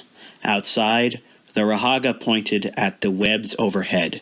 Hundreds of Vizorak spiders were traveling across the thin strands, all going in the same direction. "They are on the move," said Norik, "and heading for Metru. You know what that means?" Vakama nodded. "It means Matau should have stuck to Usul riding." "I could use some help here." Nuju opened his eyes. Through the nimbus of electricity, he could see Koalas hanging by one arm from the bottom of the chute, while he frantically beat back Vizorak with his staff. But there were too many, and the Rahaga was obviously tiring. It was only a matter of time before he fell, or worse. The Toa Hordika reached out, only to be jolted by the electrical field that surrounded him. As long as it was in place, there was no way he could aid Koalas. When the Sukarak were done with the Rahaga, they would come for him. "No, I have the power of a beast now," he reminded himself. "I have the mind of a Toa to let me channel that power. I will make it through this barrier." Nuju lunged forward, hurling himself through the field. It felt like 1,000 white-hot needles being jammed into his body. He screamed as the voltage slammed into him again and again. The Hordika side of him panicked and wanted to retreat, but it was his intelligence that dominated. Inch by agonizing inch, he forced himself through the field. When he finally emerged on the other side, he was drained and exhausted, but the Vizorak would give him no time to rest. The spider creatures had spotted him. A half-dozen electrified spinners flew at him, but Nuju somehow managed to dodge them all. He responded with a flurry of spinners of his own, all of them carrying his elemental ice power. Wherever they struck, the Vizorak froze over. He was fighting a losing battle, and he knew it. For every Vizorak he stopped and every one driven back by Koalas, 100 more took their place. It was going to take a miracle to survive this, and all he was getting was Koalas whistling and clicking, and then whistling some more. "What are you doing?" Nuju snapped, using his tools to fend off a Vizorak. "This isn't the time to show off how you talk to Rahi." "Can you think of a better time?" Koalas asked, smiling. The expression looked bizarre on a face that so closely resembled a monstrous Rakshi. "I am just inviting some friends." Tiny shrieks echoed then through the halls of the Knowledge Tower. Even recognizing what they had to mean, Nuju could not believe it. He shot a glance down the corridor, and there they came. Hundreds, thousands of ice bats. They poured into the chamber from every opening, hurling themselves at the Vizorak, striking and then flying away. So thick were their numbers that the Toa Hordika could not even see his enemies anymore. He turned and almost bumped into Koalas, who was now standing beside him. "They will keep the Vizorak busy and then retreat," said the Rahaga. "Something we should do as well." "We need the chutes," said Nuju, still stunned by the chaos all around him. He had seen small groups of ice bats before, but never this many at once. The sight of them battling Visorak was so insane he wondered if perhaps he was really dead after all, and this was all in his mind. No, he decided, I can't believe fate would be so cruel as to condemn me to an eternity with Koalas by my side. "We can get chutes elsewhere," said Koalas. "As much as I would love to stay and watch my pretty ones frustrate the Visorak, we have a date on top of this tower." The Rahaga ran off, leaving Nuju no choice but to follow. He wanted to ask why they were running upstairs instead of down. If they were trapped on the roof by the Visorak, it would mean either capture or a very long and fatal fall to the street below. Koalas burst through the roof door and immediately began babbling in his strange language. A few moments later, Nuju spotted 2 large gecko birds soaring toward the knowledge tower. "No, no," said the Toa Hordika, shaking his head. "I refuse to believe any of this." The 2 birds landed on the rooftop. Koalas immediately climbed on top of one, realizing the Visorak might well be on their way up. Nuju decided to escape now and argue later. He wrapped his arms around the gecko's neck and just barely made it on top before the great bird took off. "You haven't lived until you've flown one of these," said Koalas, happily. Nuju glanced down at Metru far below. "You haven't died either." The Rahaga laughed. "You see, Nuju, there is something to be said for speaking to Rahi, and not just at them. If the Onu Matoran had learned that, they might have had less trouble in the archives." "I'll be sure to tell Wenua if I ever see him again," said Nuju. "Now the next question is, which way should we go, other than away from here?" The Toa Hordika looked to the southeast. Hundreds of Visorak were crossing the webs, moving inexorably toward Metru. "That way," he said, pointing toward Matau's home, Metru. "Let's hope we're in time." Wenua ducked as the Kagarak spinner flew past and struck a display case. A moment later, the case and its contents were swallowed by the darkness. The second giant spider was approaching from behind, trapping Toa Hordika and Rahaga between the two. Bomunga looked from one to the other, calculating whether he could get 2 spinners off before they attacked. One of the Kagarak launched again. Wenua shoved Bomunga out of the way as the wheel of energy flew at him. It narrowly missed the Toa. Flying on to strike the second Kagarak, it too was claimed by the darkness. "I found our exit," said Wenua. "Let's use it." Bomunga shook his head. "More that way. Launch a Rotuka and catch it between your tools." The command seemed strange to Wenua, but he did what he was told. As the spinner flew from his launcher, he caught the energy between his 2 Hordika tools. Instantly, he felt something like an electric shock go through his body. "Whoa, what's happening?" "Charging the spinner," said the Rahaga. "Makes it more powerful. Now let it go." With an effort, Wenua disengaged his tools from the spinner. The energy flew downward and struck the floor, its earth power unleashed. The spinner ripped open a massive chasm, sending Toa, Rahaga, and Kagarak tumbling down. "You were supposed to aim it!" shouted Bomunga. Wenua grabbed onto the Rahaga's hand. "Hold on! There's water below, and I think—" The Toa Hordika didn't finish his sentence, at least not in the world he knew. The Kagarak managed to get off a spinner even as it fell, striking Wenua. The darkness effect encompassed both Toa and Rahaga, plunging them into shadow. "We can hit it and—" said Wenua. Where are we?" He looked around. They were no longer falling. In fact, it felt as if they stood on solid ground. But all around was darkness. Only Bomunga was visible, and even he only dimly. "Inside the dark," said the Rahaga, "maybe forever." "Oh no," answered Wenua, the panic of a trapped animal creeping into his voice. "I won't be confined. I can't be. I need to be free to run, to climb. I need to—" "Help your friends," reminded Bomunga. "Save the Matoran." "Yes, of course. That too," said Wenua. "We have to find a way out." Something brushed against the Toa Hordika. He jumped. He couldn't see anything, but he could feel the presence of another creature, and sense its movements in the ground. It was large, multi-legged, and walking away from them. "The other Kagurok," he whispered. "It's here." Now Bamunga could sense it too. "Follow," he said. "Don't let go of me, or you will never find your way out." Toa and Rahaga moved cautiously through the pitch darkness, following the sounds of the Kagurok up ahead. It reminded Whenua of trying to labor while wearing a blindfold, an exercise Turagali Khan had said would help him master his Toa powers.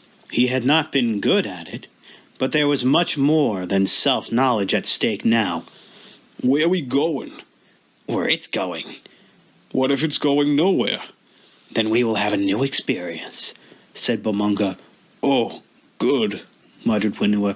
"Metru Nui knows I haven't had any of those lately."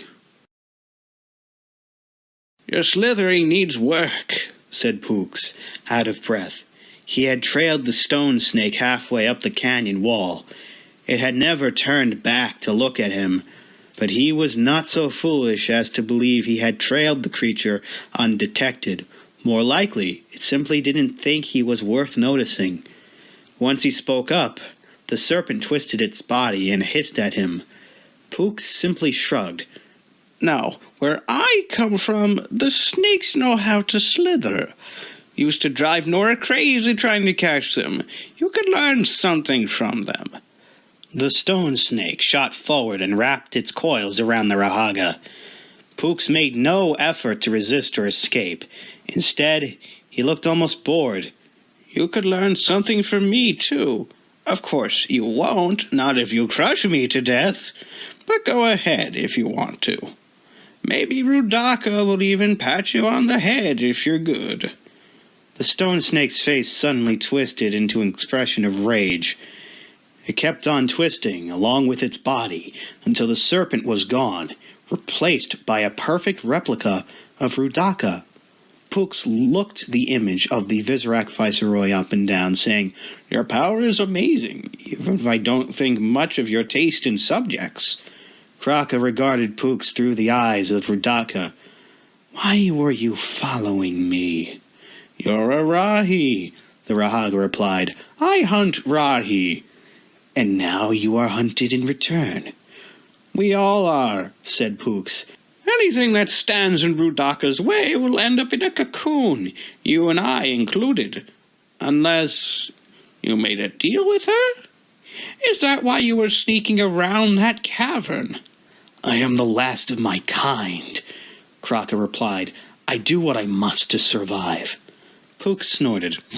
"You're the last of your kind here, Rahi. But here is not the end of the universe." Kraka grabbed Pooks and lifted him into the air. "Speak! Tell me where the rest of my kind can be found, or I will show you pain beyond even what Rudaka could inflict." "No need for that," Pooks said. "No need. I knew where others like you once lived. It was a green and peaceful place until the Visorak came. Oh, your brothers held out the longest, but they too fell in time. The last I saw, they were trapped in a webbed tomb, just like the Rahi of Metru Nui have been." Kraka tossed him aside. Pooks struck hard against a rock and lay still. "Rudaka promised me freedom in return for my service," the Rahi said. "I am not ready to challenge her again. I must follow her orders until I am ready, but—" "That's right. Do what she says, Kraka." The Rahi whirled to see Anawa standing on a ledge. The Toa Hordika smiled. The expression was a gruesome one on his bestial face. "Be a pawn. Be a tool. Be another soldier in Rudaka's army who always follows orders, no matter what. The last time we met, I thought you were a creature of pride and intelligence, but I guess you're just another dumb beast." Kraka's mind flashed back to her first encounter with Anawa and his fellow Toa. They had invaded her home beneath the archives, or so she had believed. Her efforts to oppose them met with failure, but she had vowed to return and challenge them another day. Now, the Toa had fallen to someone else, but she felt no joy. Instead, she realized that a being powerful enough to mutate a Toa Metru could do infinitely worse to her and every other Rahi in the city. The shapeshifter transformed into a squat, slime-caked creature with wicked blades for hands, something that made even a Hordika look good. "I have no love for Toa," she hissed, "less for those pathetic Matoran you insist on protecting. This city should belong to me and my Rahi brothers, but I cannot rule a ruin. And that is all Rudaka and her kind will leave behind." Kraka's new form stretched itself to twice its height, a truly gruesome sight. Anawa never blinked or turned away. "So you have a plan?" said Kraka. The Toa Hordika glanced up. Vizorak of all types were creeping across the webs, heading for Metru. "No, but I think they do." Kraka watched the spiders marching towards another conquest. From what she had heard during her time posing as one of them, she could guess where they were going. The Toa had little time left. "Come," she said. "We have much to talk about, you and I, and a friend to pick up along the way." Anawa revived Pooks, and together Toa, Rahaga, and Rahi moved off into the rocky passes of Metru. Their attention was fixed on the small army of spiders ahead of them, so none noticed the Vizorak Roparak appear as if by magic where they had been standing. Its color shifted from the sandy shade of the rocks back to its normal dark brown. There were times, it reflected, that being able to match perfectly any background and stand completely still for hours was a most useful talent indeed. Effortlessly, it scaled a nearby web, but it did not follow the other Vizorak.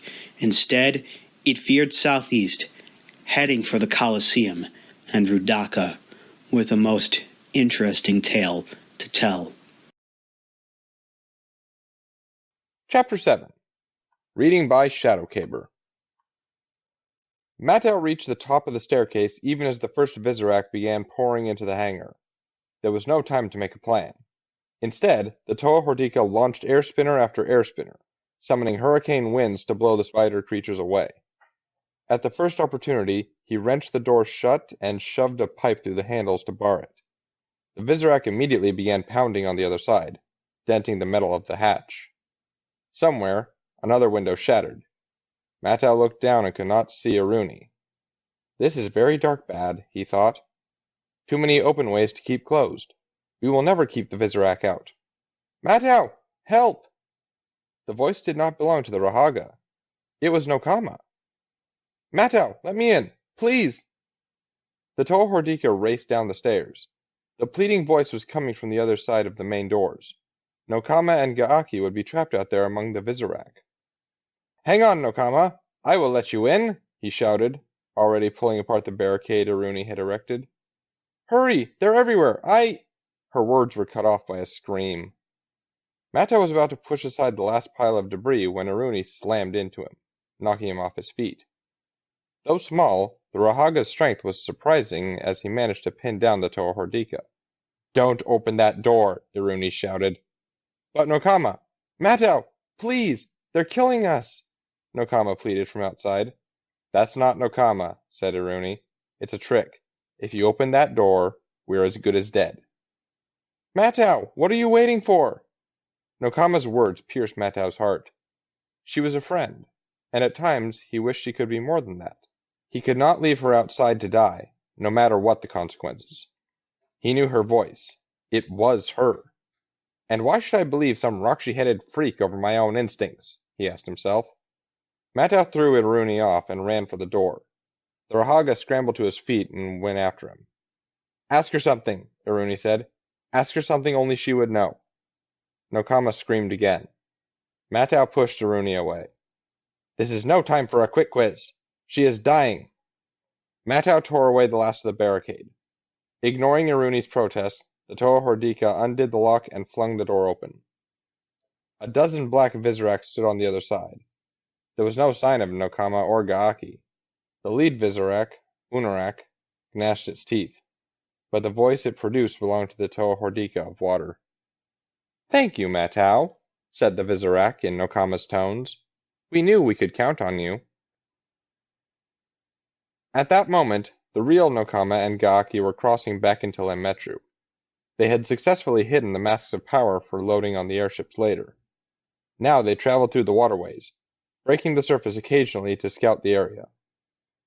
It was Nokama who first spotted the tower. It looked like a bad imitation of one of the Colosseum towers, but as she drew closer, she saw the truth was far worse. The tower was made of debris and Visorak webbing. Cocoons containing various Rahi hung all along the sides. At least 100 Visorak of all types swarmed over the structure, reinforcing it. At the top of the tower stood a powerful crimson figure, obviously directing the horde. This was no Visorak. He stood on 2 legs and towered over the spiders, wrapped in an aura of command. "Who is that? What is that?" whispered Nokama. "The Who is Sidorak, king of the Visorak hordes. He commands them in the field," said Gaaki. "A good tactician. Brutal, his answer to everything is overwhelming force. That has worked well for him. So far. And that tower? I am no expert on Metru, but that wasn't there before." "The Visorak build them as bases," the Rahaga answered. "Staging areas for attacks. My guess is they know Matau and Naruni are here. They are planning a devastating strike to capture them both." "This is a disaster," said Nokama. "No," replied Gaaki. "This is an opportunity. You must learn to know the difference, Nokama." Nuju and Kulis spotted the tower as well, from high above. Nuju immediately began urging his gecko bird down toward a nearby rooftop. Kulis watched him, shaking his head. "That's not a very good idea," said the Rahaga. "Scouting out the enemy's location and gaining knowledge is always a good idea," said Nuju, as his winged mount dove. "I didn't mean that," Kulis yelled after him. The gecko came in for a perfect landing on the roof of an abandoned vehicle factory. As soon as Nuju had dismounted, the bird flew off again. The Toa Hordika looked around for the best vantage point from which to monitor the tower. Before he could find it, 6 Visorak Raporak suddenly appeared around him.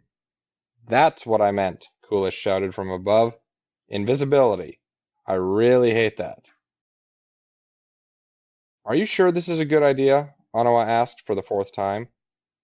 Kraka had led him to the edge of a massive hole in the center of Metru.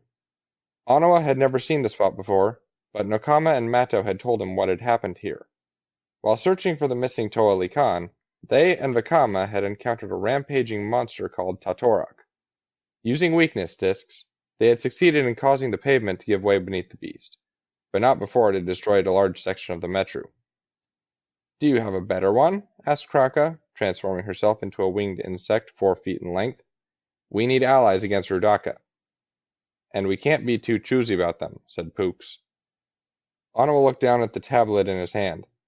He had been wondering ever since he had encountered Kraka in Metru just how it was that he had so conveniently discovered Makuta's lair.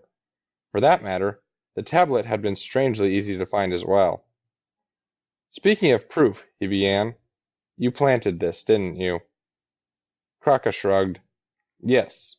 Rudaka wanted you to learn the truth about yourselves, for her own reasons. I was told to deliver it to you." "Truth? What this says... This has to be a lie," insisted Onawa. "If it isn't..." Kraka looked down from where she hovered in the air. "The only deception was in how you found it. The words are real. Their meaning is real.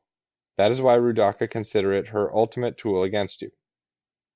"Well, she had that right," Onawa muttered as Kraka vanished down the hole. "When the others find out about this, even if we win, we lose." Wanua and Bamanga had been following the Kagrak for what felt like years. At one point, a noise to the right distracted the Toa Hordika, and he almost lost sight of their quarry. Had Bamanga not grabbed his hand and pulled him ahead, Wanua might well have been completely lost in the darkness. "How much further?" he asked. "No way to know," replied the Rahaga. "It may be lost, trying to find a way out. Just like us. And if it can't find an exit, then neither will we," said Bamanga. "Ever." Rudaka sat on Makuta's throne, impatient. Sidorak had left some time ago to oversee operations in Metru. By now, he should have returned with at least Matau and Naruni, if not the whole miserable group of Hordika and Rahaga. Unless he has bungled it, she thought. If that is the case, then Makuta will be displeased. Once the Master of Shadows is free again, Sidorak will be out of favor, and I will rule by Makuta's side." She smiled. Ever since she and Sidorak had turned 6 Toa into wretched, twisted Rahaga, they have been competing with each other for Makuta's favor. So far, neither Sidorak's victories in the field nor Rudaka's subtle schemes had secured either one the role they coveted, command over all of Makuta's lieutenants. She knew that the battle for Metru Nui might be her last chance to seize power from Sidorak and secure the right to rule by Makuta's side. She was determined to succeed, even if she had to crush the king of the Vizorak hordes in the process. Her dreams of destruction were interrupted by the approach of a single Vizorak Raporak. She recognized it as the one she had ordered to keep watch on Kraka. The news it related came as no surprise.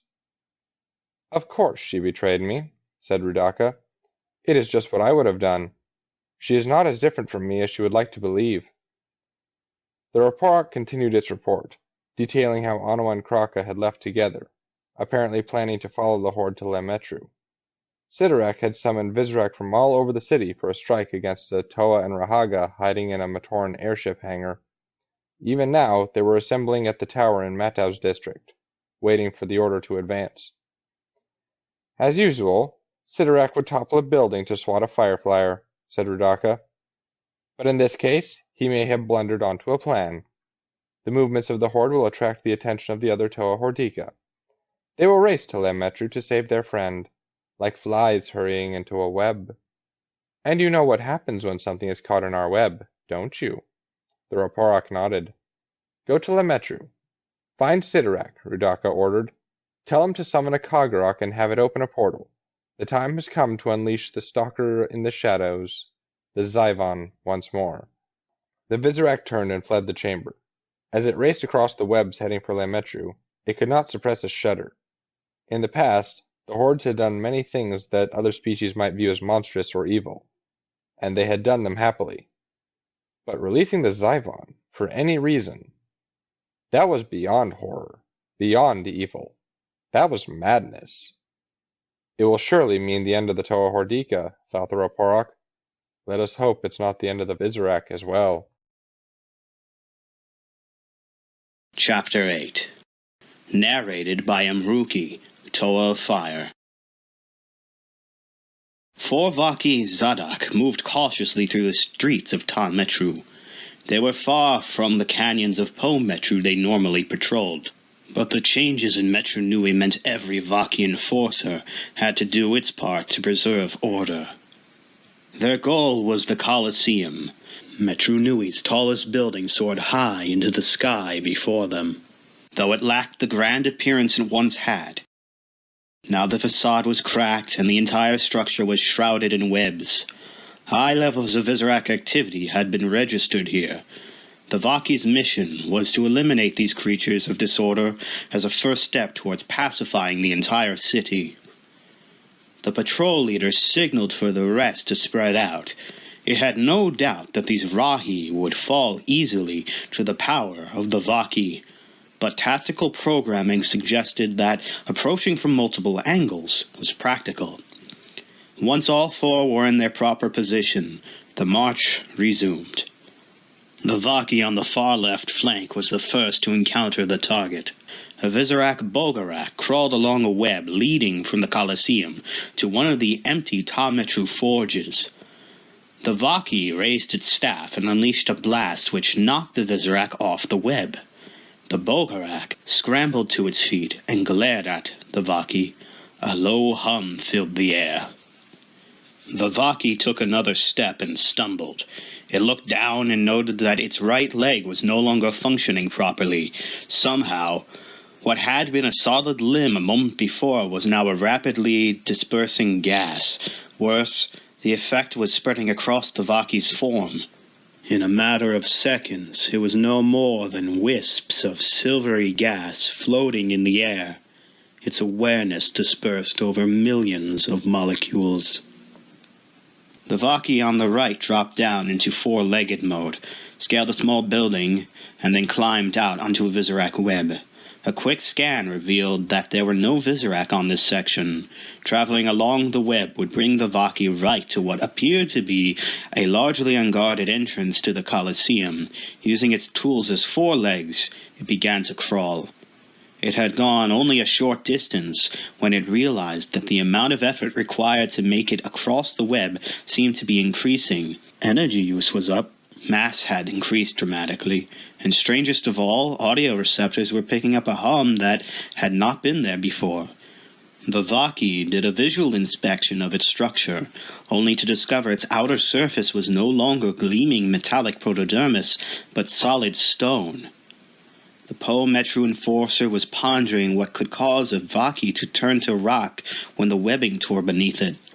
The Zadok plunged through the hole and hit the ground, smashing into hundreds of stony fragments. A Bolgarak approached, kicked at the rubble that had been a Vaki moments before, and then crawled away.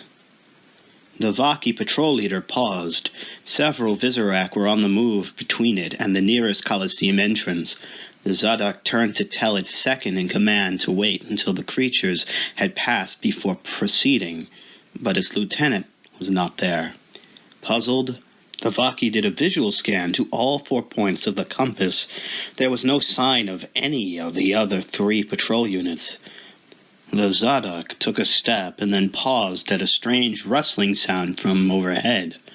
A glance up revealed its source, a Vaki cocooned in webbing, being carried across the webs towards the Colosseum by a pair of Visorak. The patrol leader did a quick calculation. 4 Vaki departed on this mission. 1 remains, it said to itself. This will need to be reported. While success in this mission is vital, order can only be maintained if a strict accounting of the whereabouts of all Vaki is kept. No priority. Prompt return to Central Hive. Naturally, he would not run. Vaki never ran unless in pursuit of a lawbreaker. Faced with the disappearance of 3 of its kind in a matter of seconds, though, the Zadok was perfectly willing to walk very, very fast. It glanced behind. No Visorak were following. That would look good in the report. The patrol had obviously scared the Visorak into staying out of Toa Metru. That accomplishment might even mean elevation from patrol leader to squad leader. Pale sunlight suddenly gave way to shadow. The ground shook, believing it to be another earthquake. The Vaki searched for cover. It raced toward a large green and brown structure nearby. A second tremor struck, then a third. The building rocked so hard it almost appeared to be moving. It was only after the Vaki was safely underneath the structure that it remembered there were no green and brown buildings in Toa Metru. The Vaki looked up, just in time to see the massive, clawed foot of the Tatarak descending upon it. Then it didn't see anything else, ever again. 40 feet above, on the Tatarak's broad back, Anawa winced at the sound of Vaki being crushed.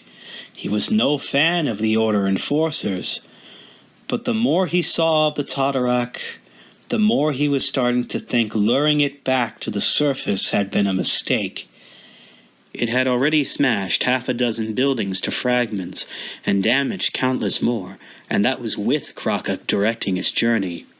What would happen if it went on a rampage? One thing was certain. Anawa had never seen anything like this beast. When the Tatarak climbed out of the hole, he was certain nothing could be that big. The Rahi regarded Anawa as if the Toa Hordika were a light snack. The Tatarak's reptilian face was ringed by silver fins, and his fierce jaws snapped in anticipation of a meal. His 4 legs were surprisingly short, but the rest of his body was overwhelmingly huge and powerful. A single sweep of his tail was enough to turn a building into a pile of bricks. "I want the answer!" the Tatarak snarled. "Give it to me!" "What is he talking about?" asked Pooks. "I don't know," said Kraka. "That is all he would say when I found him down below. So I told him the Visorak have the answer, and they don't want him to know it. Anawa shook his head, smiling. If you weren't what you are, you would have made an amazing Toa. Kraka shifted her form to a perfect replica of Anawa and said simply, I know. Nuju stood back to back with Koalas as the Visorak closed in. His ice spinners had managed to hold them off so far, but each one drained his energy that much more. He had already decided that if the Visorak began spitting webs, he would grab Koalas and leap, counting on his spinners to form an ice slide beneath them. Any risk was worth taking to avoid being in those cocoons again. The building shook beneath his feet. A few seconds later, it did it again. Is this the Visorak's doing? Nuju asked. I don't think so, Koalas answered. They seem as disturbed as we are. Nuju glanced past the ring of spider creatures. Now the source of the tremors was all too clear. Not that the Toa Hordika believed it for a moment. After all, who ever heard of two Toa, Anawa and a Rahaga, riding a Rahi 4 stories high? I knew being a Toa would do this eventually, Nuju said quietly. I have lost my mind. Now the Visorak saw the newcomers as well. A few of them braced to launch spinners at the oncoming Rahi. Then the Tatarak casually shrugged, bringing down 2 buildings and a major chute intersection in the process. That was enough to make the Visorak fall back, forgetting Nuju and finding more defensible positions on another rooftop. If you lost yours, mine went with it, said Koalas, smiling. A Tatarak! Imagine! I never thought I would see one in the flesh. Seeing that the name meant nothing to Nuju, Koalas continued. It's a predator from one of the lands south of Metru Nui. Down there, there were whole packs of them filling the plains. Once they had eaten everything they chose to on one island, they would walk across the sea and start someplace else. But I can't imagine how one got this far north, or why it would be traveling alone. The Tatarak was upon them now. Nuju tried not to gag from the stench of its fetid breath. Both Anawas jumped off and landed on the roof, while Rahaga Pook stayed on the Tatarak. Just what Metru Nui needed, said Nuju. 2 of you. One of the Anawas shifted into the form of Nuju. Is this better? The figure said in Nuju's own voice. For obvious reasons, I prefer to avoid mirrors just now, the Toa Hordika replied. I had hoped to avoid you as well, Kraka. I want the answer, bellowed the Tatarak, the sheer force of his yell almost blowing Toa Hordika and Rahaga alike off the rooftop. So do I, said Nuju. A lot of them. Where are the others? We saw Vakama, Norik, Nokama, and Gaki heading this way from the air, said Koalas. As for Matau and Iruni, no sign. They were supposed to be searching one of the hangars, said Nuju. I'm guessing that one, Anawa replied, pointing off in the distance. The one the Visorak are pouring into. We will have to get them, then. What? Snapped Kraka. You are wasting time. Every moment you delay brings Rudaka and her horde closer to complete control of this city. What is one Toa more or less compared to that? Anawa and Nuju said nothing in reply. Using their spinners to form bridges of ice and stone, they hurried toward the hangars. Koalas looked up at Kraka. If you can't understand, then they can't explain it to you. Light! Winua shouted, pointing up ahead. The Kagarak paused for a moment before resuming its march. Keep quiet, said Bomunga. If it hears us and turns back. Winua understood, but it was hard for him to curb his excitement. A pinprick of light had appeared up ahead in a world where all was dark. The Kagarak was moving right toward it. Winua felt certain it had to be an exit. Bomunga was keeping a careful eye on the creature. If that point of light was a gate, it would vanish the instant the creature passed through it. They would have to go through right behind to risk never finding the point again. He watched as the light grew bigger and brighter, mentally counting down the seconds. "Run!" he said abruptly, racing off to reach the Kagarak. Taken by surprise, Wenua was a few steps behind. The creature reached the light and passed through. Bomunga and Wenua dove, barely making it through before the gateway disappeared. They hit the pavement. Compared to the total darkness they had been traveling through, the brightness of this spot was like being hit by a fist. It took Wenua a long few moments to adjust to the glare so he could see again. Then he wished he had not bothered. Toa Hordika and Rahaga were on the ground in Metru. The Kagarak was up ahead, standing beside a powerful, red-hued figure. Vizorak were everywhere, swarming into and around a tower. As soon as the spiders noticed the new arrivals, they advanced to surround Wenua and Bomunga. "How convenient," the figure exclaimed upon seeing the Toa Hordika. "You come to us instead of us having to hunt you down. For that, you have the gratitude of Sidorak, king of the Vizorak horde." "A worthless gift," growled Bomunga. Sidorak laughed. "Not at all. You two will be privileged to see the emergence of the Zevon into this city. It will no doubt be hungry after its journey. You two will make a fine meal, don't you think?" Matau and Imrukii retreated further into the hangar. All their efforts to stop the advance of the Vizorak had failed. Every exit was blocked by the creatures as well. They both knew that, at best, they were delaying the inevitable. "Any last words?" Matau said, throwing another piece of equipment at the horde. "Yes," said Imrukii. "Next time, keep the doors shut." Matau heard a crash behind him. He turned to see more Vizorak coming toward them from the rear. They were trapped between two small armies of spider creatures. "That mud swamp on the island up above is looking better all the time," he said, launching an air spinner at the oncoming Vizorak. It never reached its destination. Instead, a second spinner flew down from above, striking the floor. A wall of fire suddenly sprang up, cutting off the Vizorak. Matau looked up and saw Vakama and Norik standing at the top of the stairs. Now chaos erupted in the hangar. Water, ice, fire, and stone spinners were raining down on the Vizorak. Battered by the sudden onslaught of elemental powers, the creatures retreated. Matau could guess why.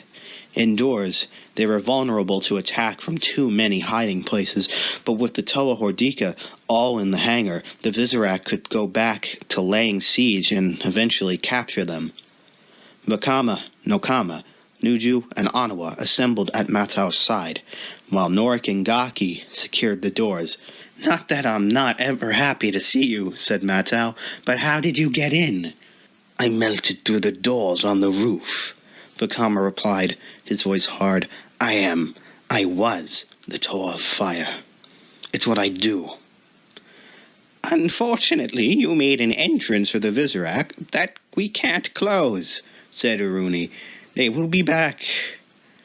"I did what I had to do," snapped Vakama. "I didn't see you coming up with any great ideas, Rahaga."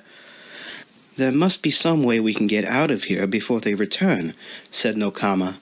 "Matau, is there a way out through the archives?" Before the Toa Hordika of Air could answer, a tremor shook the building. Then it rocked on its foundations as the roof was torn off, sending Vizorak flying every which way. Startled, they looked up to see Pooks smiling down at them as the Tatarak crushed the hangar roof to dust in his hands. "Oh good," said Nuju, "our ride is here." Bound with webbing, Wenua and Bomunga could only watch as the Kagarak opened another gateway into the field of darkness. Vizorak backed away, scurrying for cover. Wenua wished he could join them as the Zevon began to emerge. It was gigantic, a horror so great the Toa Hordika had to make an effort to keep his sanity. Even in his days as an archivist, He had never seen such a thing.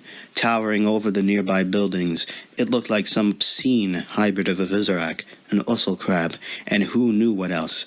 Its head was pure spider, but the twin claws that snapped buildings in two like dry twigs belonged to a sea creature. It moved about on 6 legs, its scorpion-like tail lashing out to level anything that caught its eye. Even Sidorak looked like he was questioning the wisdom of bringing this thing into the world. The Vizorak were keeping their distance, those that were not running away outright. One of the spiders made the mistake of running along a web too close to the Zivon. It snapped the unfortunate Vizorak up in a claw and tossed it into its gaping jaws. "Those fools," said Balmunga. "Those stupid fools." What is that thing? "No one knows its true name," said Balmunga. "It lives in the darkness we just passed through. It's not Vizorak, but it has aided them in the past." Why? "It likes to keep its food source handy," the Rahaga replied. "The Zivon eats Vizorak, and has been known to celebrate a victory by devouring half the horde it fought beside." Then why bring it here? asked Wenua, shocked. "Sidorak wants the Toa dead," Balmunga replied, "even if he has to destroy Metru Nui and everyone in it to make that happen." High above, the Zivon's eyes narrowed at the sight of the helpless Toa Hordika and Rahaga. Saliva dripped from its mandibles, falling like rain on the Vizorak tower as it lumbered towards its next meal. Chapter 9. Recording by Toatapio Nuva. Vakama lifted his blazer claw and angled it to reflect the dim sunlight. On a nearby rooftop, Nokama did the same. One by one, the signal was repeated by all the Toa Hordika, relaying that they were in position for the strike. "I am not sure I like this plan," said Nuju.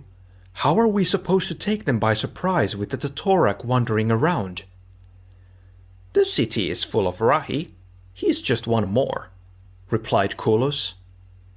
"Granted, a very big one." It had only been a minute since Gaki had reported seeing a monster emerge from out of nowhere to menace Wenua and Balmunga. All thoughts of waiting until dark or putting together a sophisticated plan had been scrapped then.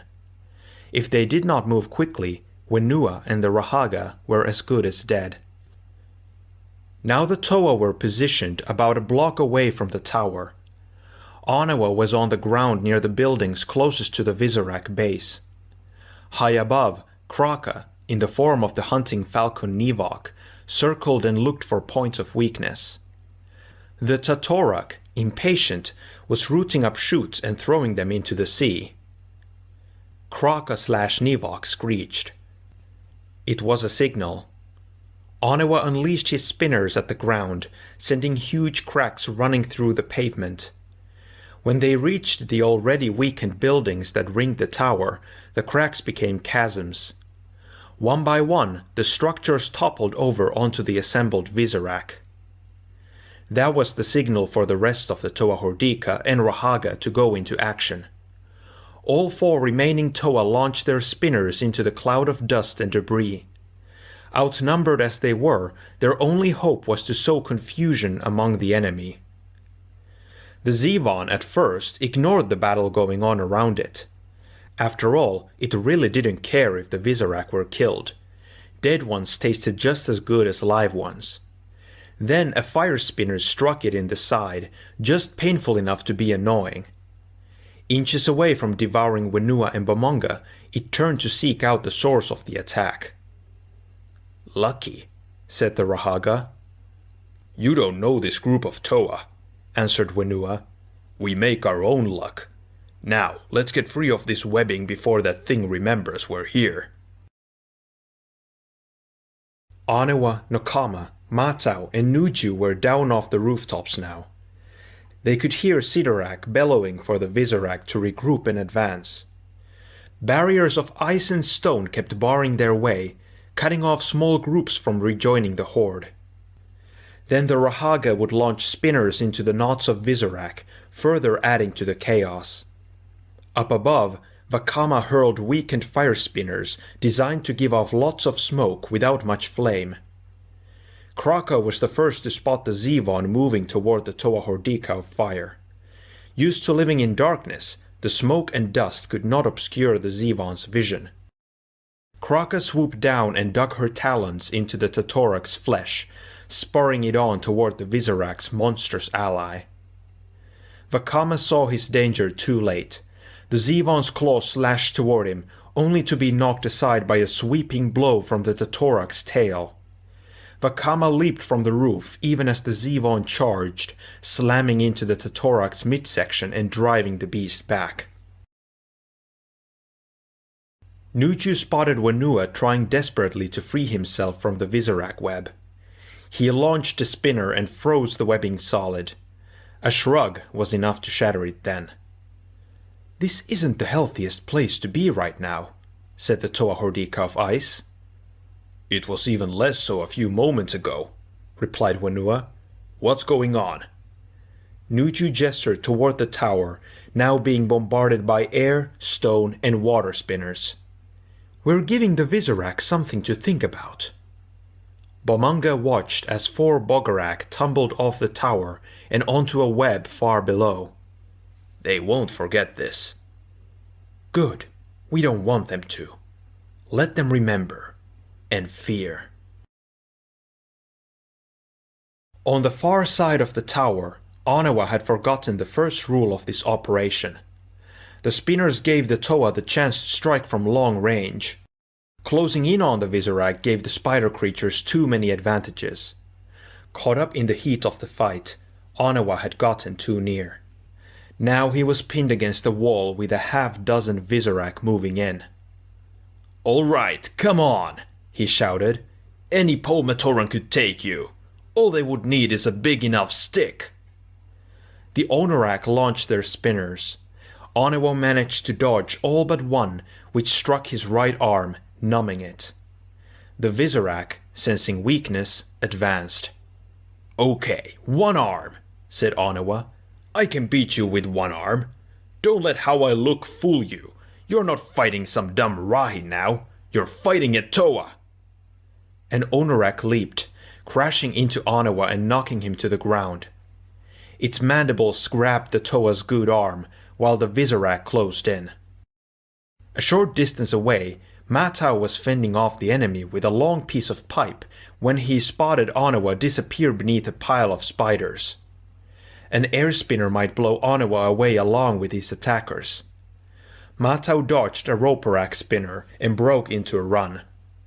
At just the right moment, he planted the end of the pipe into the ground and vaulted over the horde. At the apex of the vault, he let go, crashing feet first into the Onorak. Before the Visorak could recover, Matau helped Anawa to his feet. "Thanks, brother," said the Toa Hordika of stone. "I couldn't let you go dark sleep," Matau replied. "Who would there be for me to annoy?" "I'm sure you would find someone," said Anawa. "What do you say we pay these monsters back a little of what we owe?" Vakama landed hard and lay stunned. All around him, the other Toa Hordika were fighting for their lives. He knew he had to get up and help them. But something held him back. He had faced death, and worse, many times since becoming a Toa, yet never like this. Never before had he gone into battle with the knowledge that he was not meant to be a Toa, that this destiny belonged to someone else. And if it was not his destiny, then he might as well die here, fate erasing a cosmic mistake. He looked up. Through blurry eyes, he saw that the Visorak groups were starting to link up. In a few moments, the horde would be reassembled. Once that happened, the Toa and Rahaga would have no chance. They would fail, the Matoran would never awaken, and no one would be left to remember that the Toa Metru had ever fought here. "And maybe it's better that way," he said to himself. The Tatorak smashed into a building. Kraka barely managed to avoid being thrown off. The Zevon's claws and mandibles were snapping at the Rahi's flesh, but hadn't yet been able to penetrate its scaly hide. Snarling, the Totorak reached down and grabbed the Zevon with his forelegs. Before his enemy could react, the Totorak had lifted it into the air and slammed it down onto its back. But the Zevon was far from helpless. Webbing shot from the tips of its legs, tangling up the Totorak. Taking advantage of the distraction, it rolled over and got back to its feet, hissing and spitting venom. Kraka shifted her form to that of a razorfish and dove, slicing through the webbing on her way down. Just before she hit the ground, she transformed again, this time into an insectoid Nuirama. She flew straight for the Zevon's eyes. Behind her, a very angry Totorak freed himself from the last of the web. Flitting and buzzing around in the Zevon's line of sight, Kraka succeeded in distracting it. By the time it saw the Totorak's tail sweeping toward it, there was no time to do anything. The blow connected, sending the Zevon flying toward the tower. From the top of the tower, Sidorak had been watching the struggle unfold. The Toa Hordika had taken his horde by surprise, that was true, but the momentum was already beginning to shift. Already, the Visorak were moving to isolate the Toa and Rahaga and finish them off. Barring the unforeseen, he would be sharing a victory celebration with Rudaka before the day was done. A shadow passed over the sun. Sidorak looked up.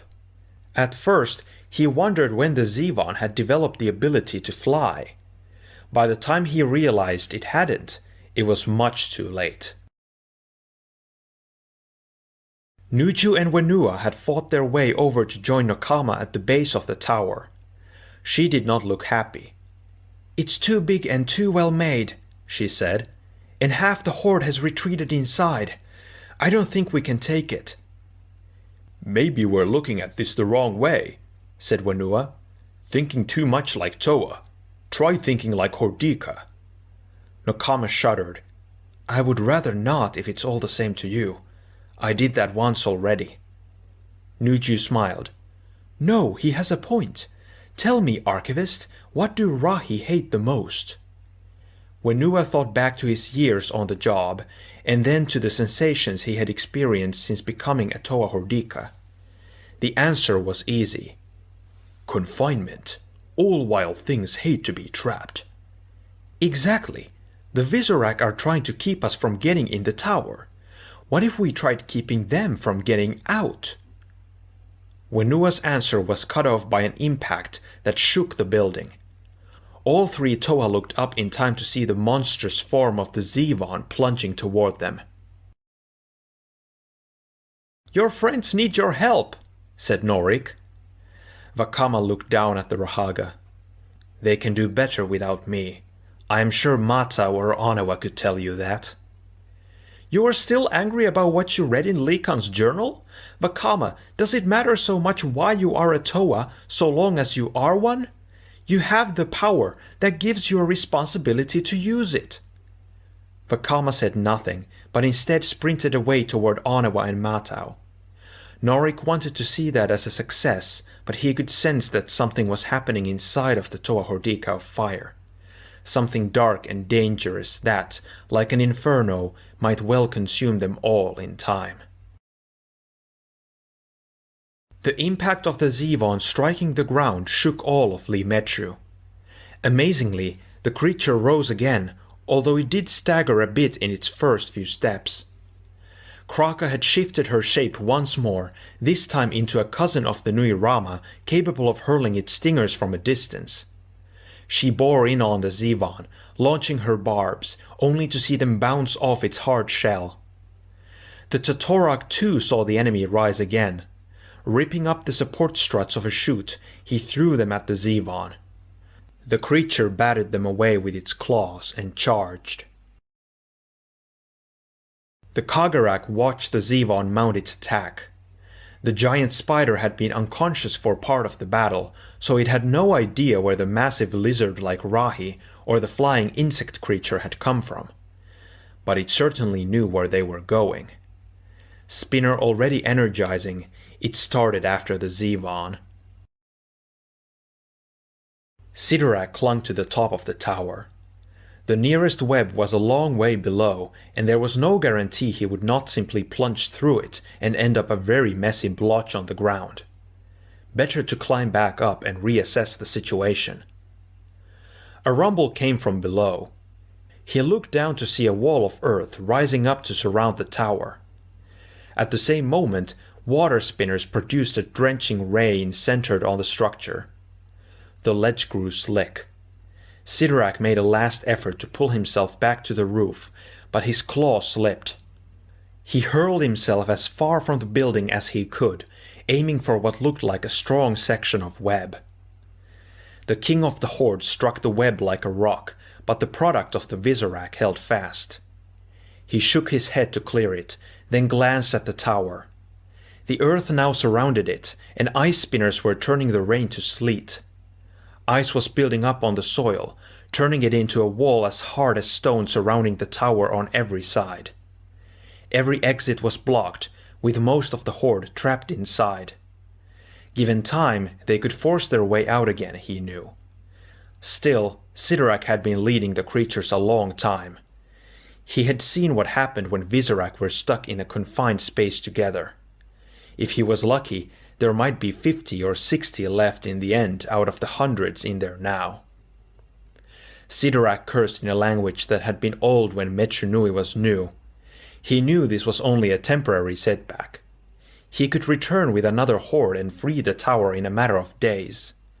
But now the Toa Hordika had seen that the horde was not invulnerable. They would not look at the Visorak with the same horror in their hearts again. "Then there is only one answer," he said to himself. "We must give them new reasons to fear." Vakama thought as fast as he ran. Turning the ground to tar beneath them would not stop the Visorak from launching spinners or shooting web. Fire bursts might slow them down, but not defeat them.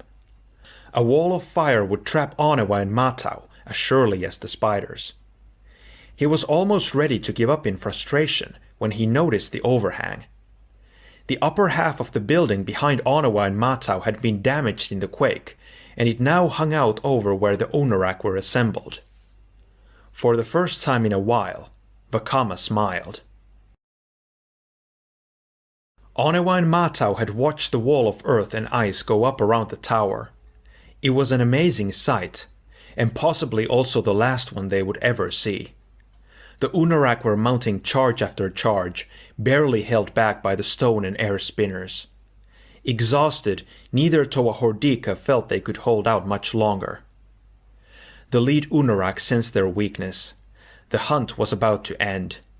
It took a step forward, another, and another. Then something struck its back, liquid, sizzling hot.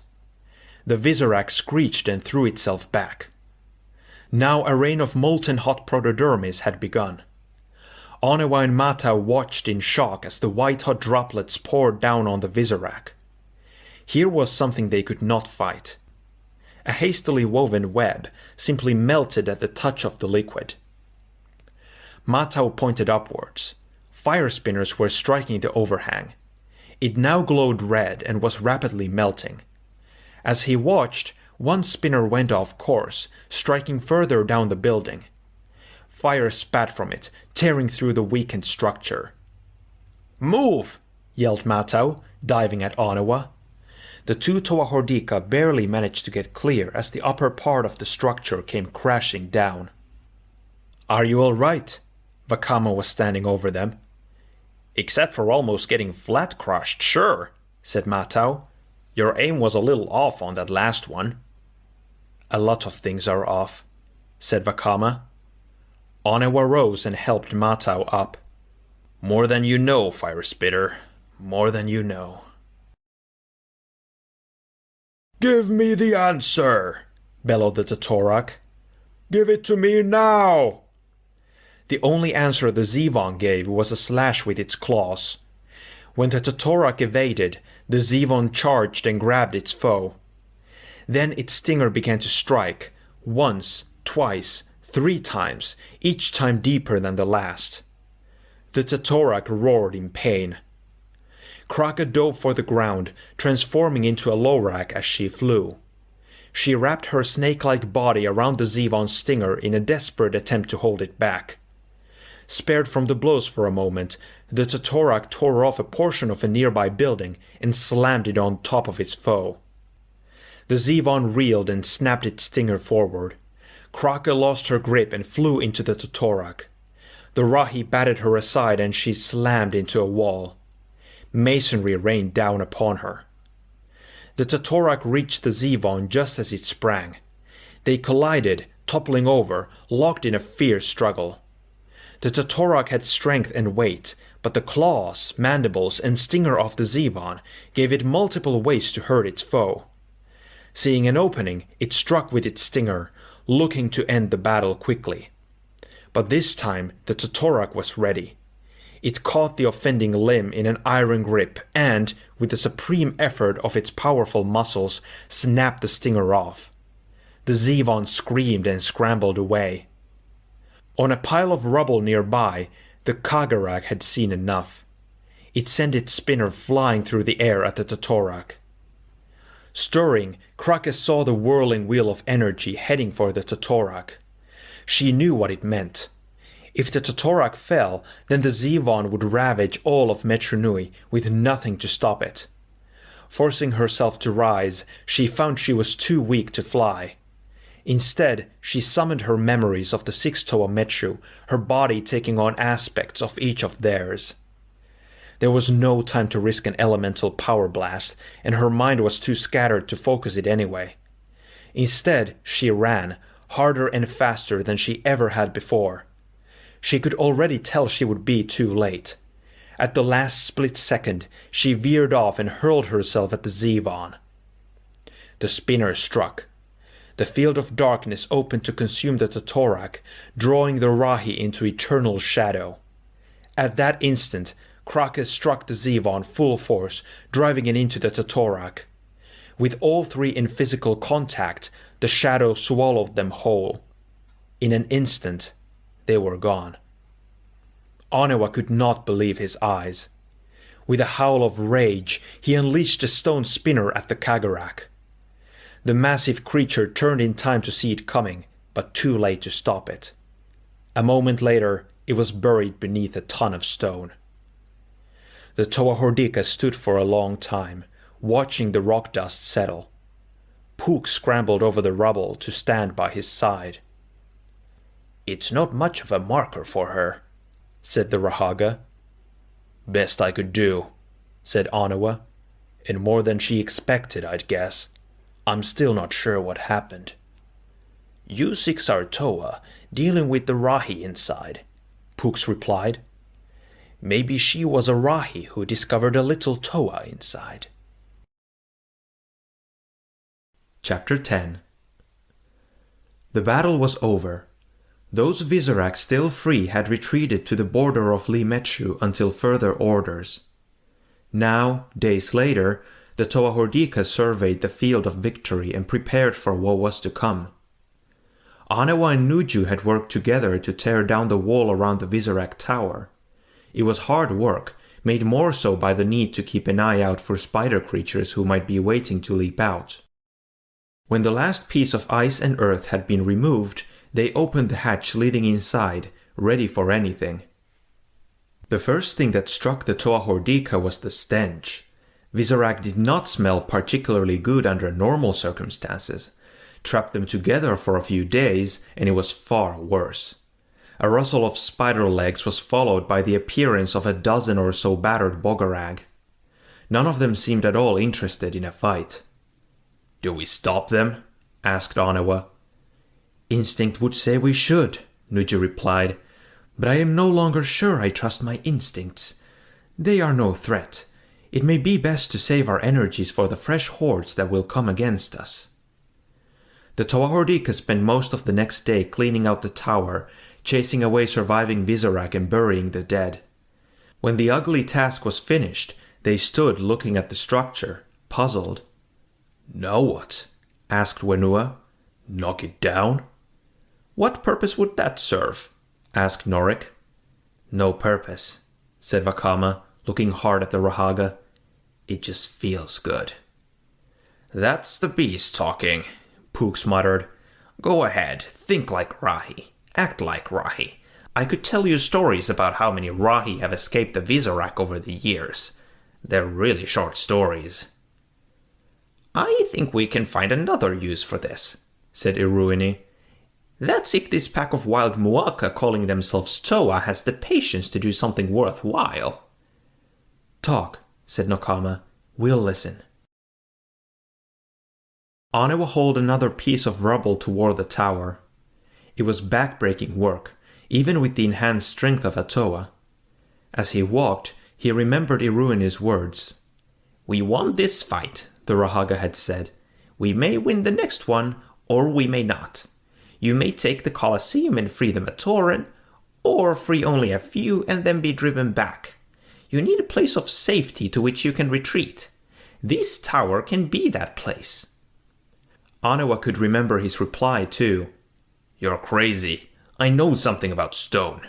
This tower is strong, sure, but eventually the Horde would batter down the hatch and that would be the end of it. Even barricading it would only buy us a little extra time. Not if you use my idea of a barricade, the Rahaga had said, smiling. Anewa came up over a pile of shattered stone to see the results of the Toa's labors. A new gateway had been constructed at the front of the tower. At Nokama's suggestion, it resembled a huge kanohi mask like the gates of the Colosseum. A strong portcullis had been put into place as well. The Toa Hordika of stone paused to survey the structure, then shook his head and said, Still not enough. Drop that and come here, said Iruini. All of you, gather around. The 6 Toa Hordika did as they were asked. Norik passed among them, gesturing for them to raise their tools and lightly touch the surface of the new structure. For an instant, their tools blazed to life, only to fade out again. What was that? Asked Nuju. Iruini scampered away, picked up a rock, and threw it at the portcullis. Just before it struck the bars, bolts of fire and ice shot from the walls of the gateway and disintegrated the rock. Just as your tools can charge your Ratuka spinners with greater elemental power, said Norik, you can charge other physical objects as well. You will have to repeat it numerous times to maintain the charge, but while it has a portion of your power, it will be a formidable barrier. Let's invite some Vizorak to be our home guests, said Matau. I want to try this out. You'll find out, Toa, that the Vizorak have a very bad habit, said Kualus. They never wait for an invitation to come calling. Rudaka stood on a rocky crag overlooking the Protodermis Sea. Here on the Great Barrier, she could view the entire city, enjoying the sight of it slowly being strangled by Vizorak webs. She often came to this spot when she needed time to plan, far away from Sidorak's renting. Of course, that was not the only reason she journeyed here atop a mutated Nui Kopen wasp. The true attraction was a slab of Protodermis marked with a Toa seal. Behind this slab lay imprisoned the Master of Shadows, Makuta. Her power, Sidorak's power, even the might of the assembled hordes was not enough to free her sovereign. But the Toa have the power, she thought. What they created they can undo, and undo it they shall, if I have to rip the Toa power out of them. Sidorak didn't understand. To him, Metru Nui was just one more game of conquest. He hated the Toa Hordika because they were not surrendering before his might. Their resistance might serve to embolden the Vizorak to rebel. In addition, he knew that by now the Rahaga would have spun their wild tales of Kitongu, the Rahi said to have the power to undo everything Sidorak had built. If such a creature existed, and if the Toa found it... Nonsense, she spat. It is an old Rahaga's tale they have told for decades, trying to keep their wretched spirits up. There is no Kitongu. There never was. And even if it existed, I know how to deal with Rahi. Rudaka turned and peered at the crystalline protodermis shell, trying to glimpse Makuta's face. All she could make out was a dark blur, but it was enough. She knew he was in there. She knew his mind was aware of her presence, even if his body could not move. "Soon, Makuta," she whispered. "I have used the most devastating tool I could imagine against the Toa, the truth. Already it must be eating away at their resolve. They will fracture, their spirits will crumble to dust, and in their last moments they will know their return to Metru Nui served only to free their greatest enemy." Makuta did not answer, but the shadows grew deeper around Rudaka, as if their master was offering a sign of his approval. The Toa Hordika and Rahaga sat in a clearing near their newly christened Tower of Toa. Vakama had used his Rotuka spinner to start a fire. The Toa Hordika didn't really need the warmth. In fact, the fire put off their Rahi sides, but the Rahaga were not quite so immune to the elements. Despite their successes, the mood around the flames was grim. "We did well," said Nokama, "considering." "Considering what?" asked Matau. Vakama glanced at the Toa Hordika of water. He knew the answer to his question before he asked. "You learned the truth as well?" "Yes," she replied. "We were never meant to be Toa Metru. The destiny belonged to others. But I suppose it is our destiny now, for good or ill." "Likan knew," said Vakama, frowning. "But he went against his instincts. Something made him choose us. Why?" Onewa rose. "I think I can answer that, but you won't like what you hear." When none of the Toa responded, he continued. "Think back. Toa Likan suspected something was wrong in the city. Makuta, in the guise of Duma, sent the Dark Hunters to stop him. But the false Duma couldn't be sure they would succeed before Likan was able to create more Toa. So Makuta studied the signs in the stars. He discovered that the Matoran who had found the great discs were destined to be Toa. They were far from perfect candidates, but with Likan to lead them, they might have been an effective team. I guess he never considered that Likan might have to sacrifice all his Toa power to create a new team." Matau wished he could find some way to drown out Onewa's voice. He could guess what was coming next. Makuta planted the thought in Likan's mind to choose other Matoran. Without his even being aware, Likan was being directed toward picking 6 strong-willed, stubborn types who would never get along, let alone follow any leader or be able to function as a team. In other words, us. "It cannot be," whispered Nuju. "I found Makuta's lair in Po Metru," said Onewa. "I read the story in his own words. We are Toa Metru, brothers and sister, by the grace of Makuta." "Born from shadows to defend the light," Vakama said quietly. "Is it any wonder the beasts inside us are so strong?" "So what do we do now?" said Wenua. "Now that we know where we came from?" Nokama looked at each Toa Hordika in turn. "We worry about where we're going, not where we've been. Makuta wanted us to turn on each other, fight among ourselves, so that he could succeed. But we stopped him, and we will go on stopping him and others like him. It's who we are, it's what we do." The other Toa nodded their agreement. But in their hearts, doubts grew where none had ever been before, and the coming dawn felt very, very far away. Epilogue. Silence reigned for a long time after Vakama finished speaking. When it was broken, it was in a most unexpected fashion. Tahu began to laugh. "A grand joke, Turaga," he said. "Toa owing their power to Makuta, a wonderful tale, but surely not one meant to be taken seriously." Vakama looked up at the Toa Nuva of fire. In that instant, Holly could swear she saw the rage of the Toa Hordika in his eyes. "This is not a jest, Tahu. This is deadly serious. Even you who have faced Borak and Rakshi cannot know what it is to have your very spirit turned against you. The Toraga dropped his gaze. His voice grew quiet. But I know. Mata Nui, how I know. Then all of that, everything you and Anawa learned, it was the truth? Asked Gali. It was a truth, Vakama replied, but there was more and worse, much worse to come. Whatever your origins, Toraga, you wore the mantle of Toa with honor, offered Kopaka. You lived by the 3 Matoran virtues, unity, duty, and destiny, in all that you did. Despite your differences, you stood beside each other and faced every menace as a team. Now it was Vakama's turn to laugh, a long, cold laugh that would haunt the Toa Nuva in their dreams.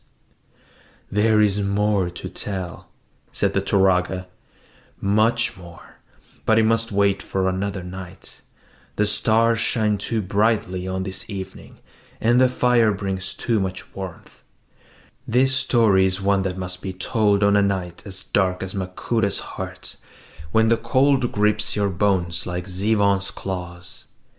We will wait for such a night, and then we will continue. The Toa Nuva watched him depart, hearing his final words in their mind. We will continue. Was it a promise, they wondered, or was it a threat? End of the book Challenge of the Hordika